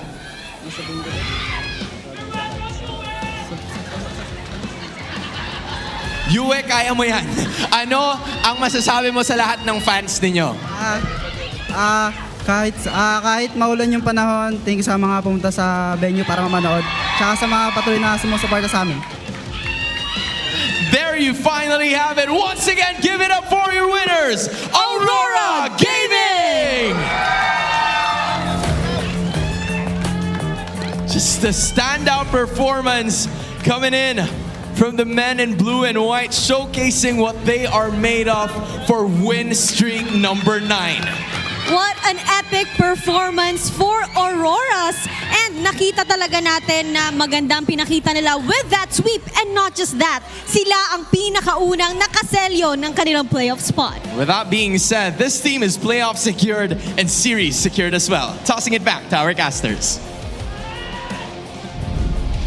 Y'all heard it.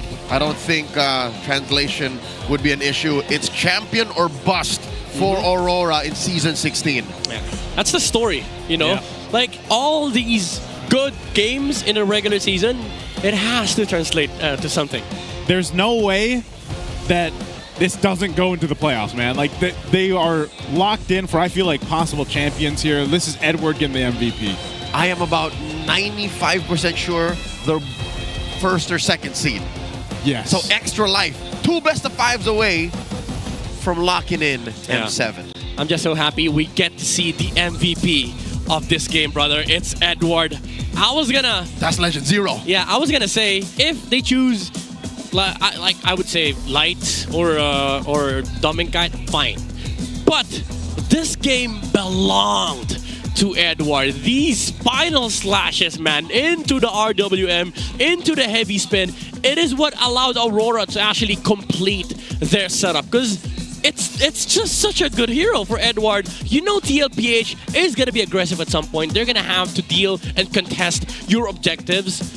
Edward was the perfect answer. He was canceling all these good plays from Team Liquid with one final slash. And it allows Demonkite and Yue to just follow up with their skills. The heavy spin, the RWM. And once again, Dominicite was literally untouched this game because of the final slashes. Yeah, and that's why I said Dominicite shines so much because of the space that the rest of the guys on RORA buy him. Edward's a big part of that.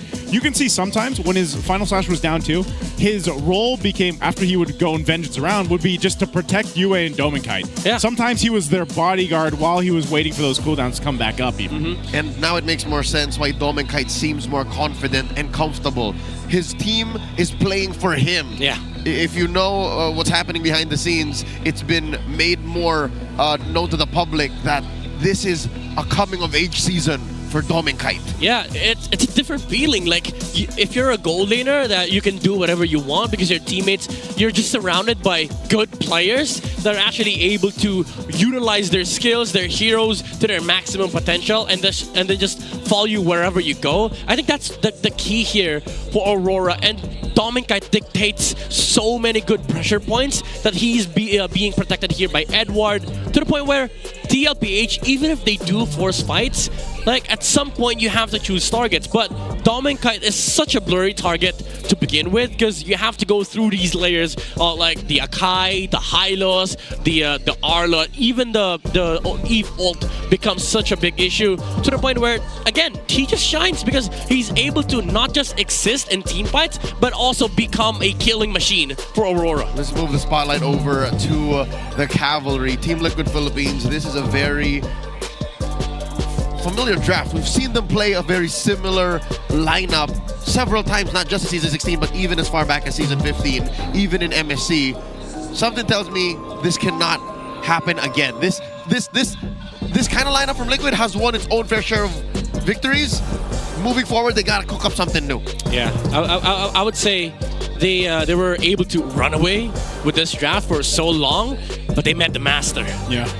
This was just basic drafting from Aurora. Both of us mentioned this over and over again. Aurora, right now, they don't draft like with ego. They draft whatever they need. All right, this works, we pick it straight away. And we saw that earlier. We were discussing about, all right, maybe they forced Aurora into a weird corner because they don't have any utility jungler anymore. Bang! There goes the Akai. Because Master the Basics, he realizes that, okay, for this to work, we need somebody that can actually help frontline because we have a Granger. And then the last pick Eve was just cherry on top. Yeah, I liked it because this is, again, you see how active Yue is on any of the majors that he plays. He gets a wingman here, 12 assists. But it was that timing. It was the timing on the real world manipulation that allowed them to shine so much and work cohesively with the rest of the utility that the team had, you know? And Dominicite obviously gets to shine from that, getting the carry here, and the rich guy. And again, we were saying this from the draft. We're like, these are not going to be objective fights that TLPH will have the upper hand in. Yeah, you might have gotten a turtle here or there, but still, you saw the box set up and they had a hard time fighting against that. It's a double nod for Dominic Del Mundo here. Dominicite gets the carry and the BPI rich guy, approaching the 900 gold per minute mark at 883. Again, you mentioned how he was not touched throughout this game. He was almost touched once in the early game, up top. Yeah. But that's it. Almost is not quite it just yet. Amazing showing here by Aurora overall. To be fair, Edward wasn't there. So he was almost touched. Yeah. But after that, he was just surrounded by the members of Aurora. It was Light who came to the rescue. Dude, it was just too conservative. Like, it could have flickered. Got on the Granger kill. To finish the job. Reset, pressure gold lane. But because of that, Aurora was just able to, like, continue. And, okay, fine, we lost flicker.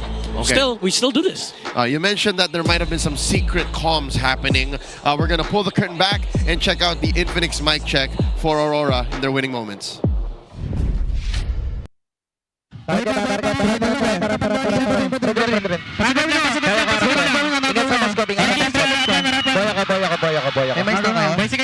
mo sa akin? Boy ako, pre. Tin ako nung susing kanina sa vision naman sila, we. Wala, di ka ma-vision, di. Nawalan din akong dash siya, sorry. Pass lure ko mid, pre. Okay lang. Good pindutan pa rin, guys. Lord muna. Lord left ko ulit. Left ako. Ako bahala, paprotect ko kayo. Bigay man po kayo, paprotect ko kayo. Magtiwala kayo sa akin. Walang tao sa boto. Pwede win Sanford ward. Pwede Sanford, pre. Ano, redeem lang sa akin yan, no? Pre, best skill ko, pre. Sanford. Kaya patay Sanford, pre. Harapan ulit, pre. Pero tingin nga sa box to. Di mo ulti ka di? Meron. Nag-dash mo scope, Go, pre. Nice, yung Sushin ka na. Sushin. Power sa... Ay, hero.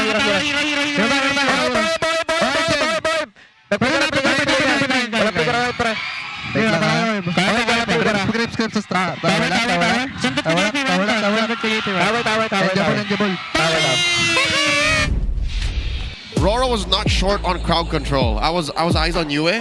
His RWMs were taps. Yeah. He was just... Yeah. He wasn't really sliding. Well, he sometimes he does the slide. Tactical slide. But it's more of like, I'll provide more slows. Tactical swipe. Yeah. All right, folks, before we talk more about the matches, how's about you get some matches of your own done? Showcase your esports skills and passion for gaming by organizing your own local tournaments through eProject, esports for everyone. Participants in this program will be provided with special access to the tournament modes, in-game items, dias, and much more. Hey, all you need to do is visit the MPL Philippines website for more information and how to apply. Hey, you can also be a super fan. Whoa. You can be a super fan. You can be featured as the next MPL Philippines super fan of the month.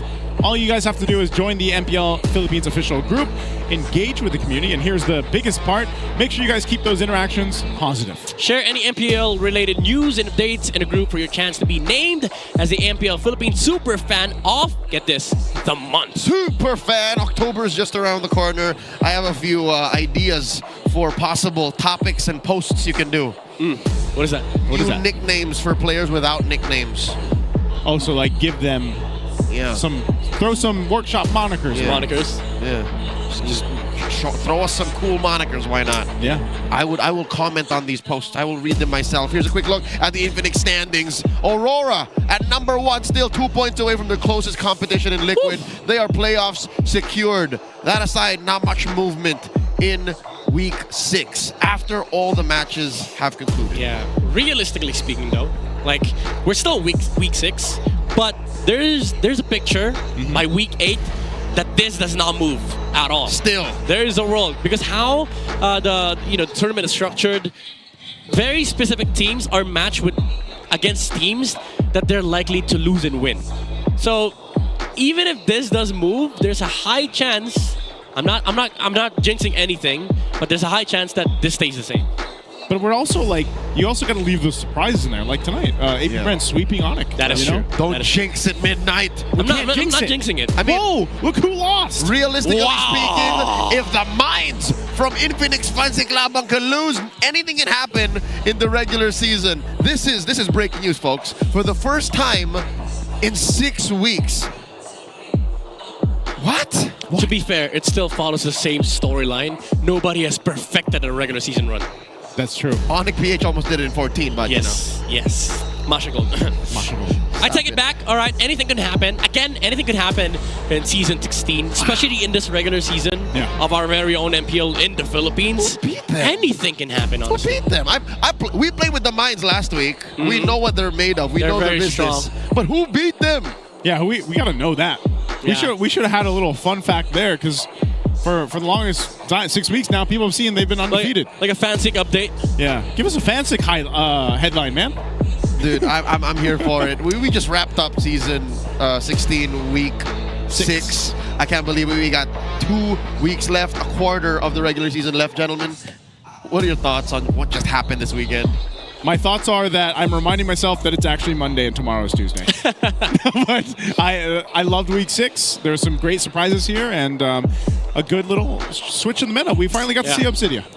My thoughts are other regions should be scared because They are. almost impossible to actually beat RORA at this point. I hope this continues till playoffs. And that's RORA. That's the team that RORA. everyone looked down on after what happened in M6. Yeah. But still, this is the League of Champions. From 1 to 8, we're all threats. Thank you all for joining us for this week of matches. My name is Leo. This is Naisu. That's Midnight. We'll throw it over to our hosts on stage. Today's MPL Monday has been nothing short of surprising. This is indeed an epic Monday where we witnessed 2 sweep matches. At hanggang ngayon ay siguradong pinag-uusapan pa rin ang nangyari noong unang serye where the APBR swept ONIC Philippines with Aqua leading the squad. But I have to also commend the second and final match of the day. Aurora, Team Liquid Philippines going head-to-head against each other. And we saw the Northern Lights showing the cavalry who's boss by sweeping them 2-0 as well. This is the playoffs ladder at 2 linggo na lamang ang natitira sa ating regular season. Sino pa kaya ang mga susunod na makakaselyo ng kanilang playoff spot? At ano pa kaya ang mga maaaring mangyari next week? You know what, Odin? We are about to find out for that sa mga susunod na linggo because we're gonna be going back to regular programming this Friday pagdating ng Week 7. Muli, ako si Hans Galeria. And this is your very own Odin. Happy Monday muli sa lahat at salamat sa pagsama dito lamang sa MPL Arena. Kita-kits tayo next week dito lamang sa MPL Philippines Season 16!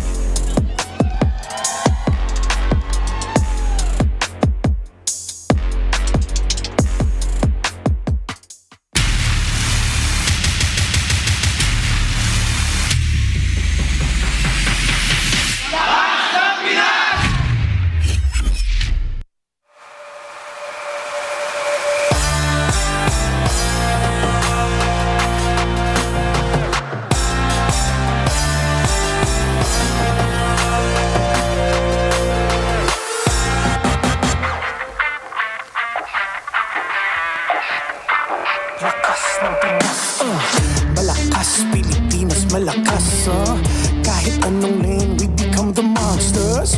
Malakas, Pilipinas, malakas, face the golden sun and repping for the 3 stars. Get us to the top, no ifs, no buts, winning any game para to sa PIN, yes.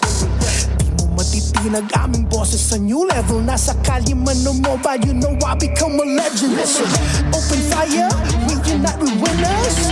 But with pressure, like diamonds are made of. Switching the lane na parang gera. HP racing made a setup. Pagkakatag buhat ni Hilda, full dome SS parang Laila. Susundan ko ang wakas, kasama pataas, tagumpay natin to dahil tayo'y malakas para sa Pinas. Nasa amin ang alas, hindi to atas, kinikilala sa taas kasi kami ang malakas para sa Pinas. Nasa amin ang alas, hindi to atas, kinikilala sa taas, ganito kami sa Pinas.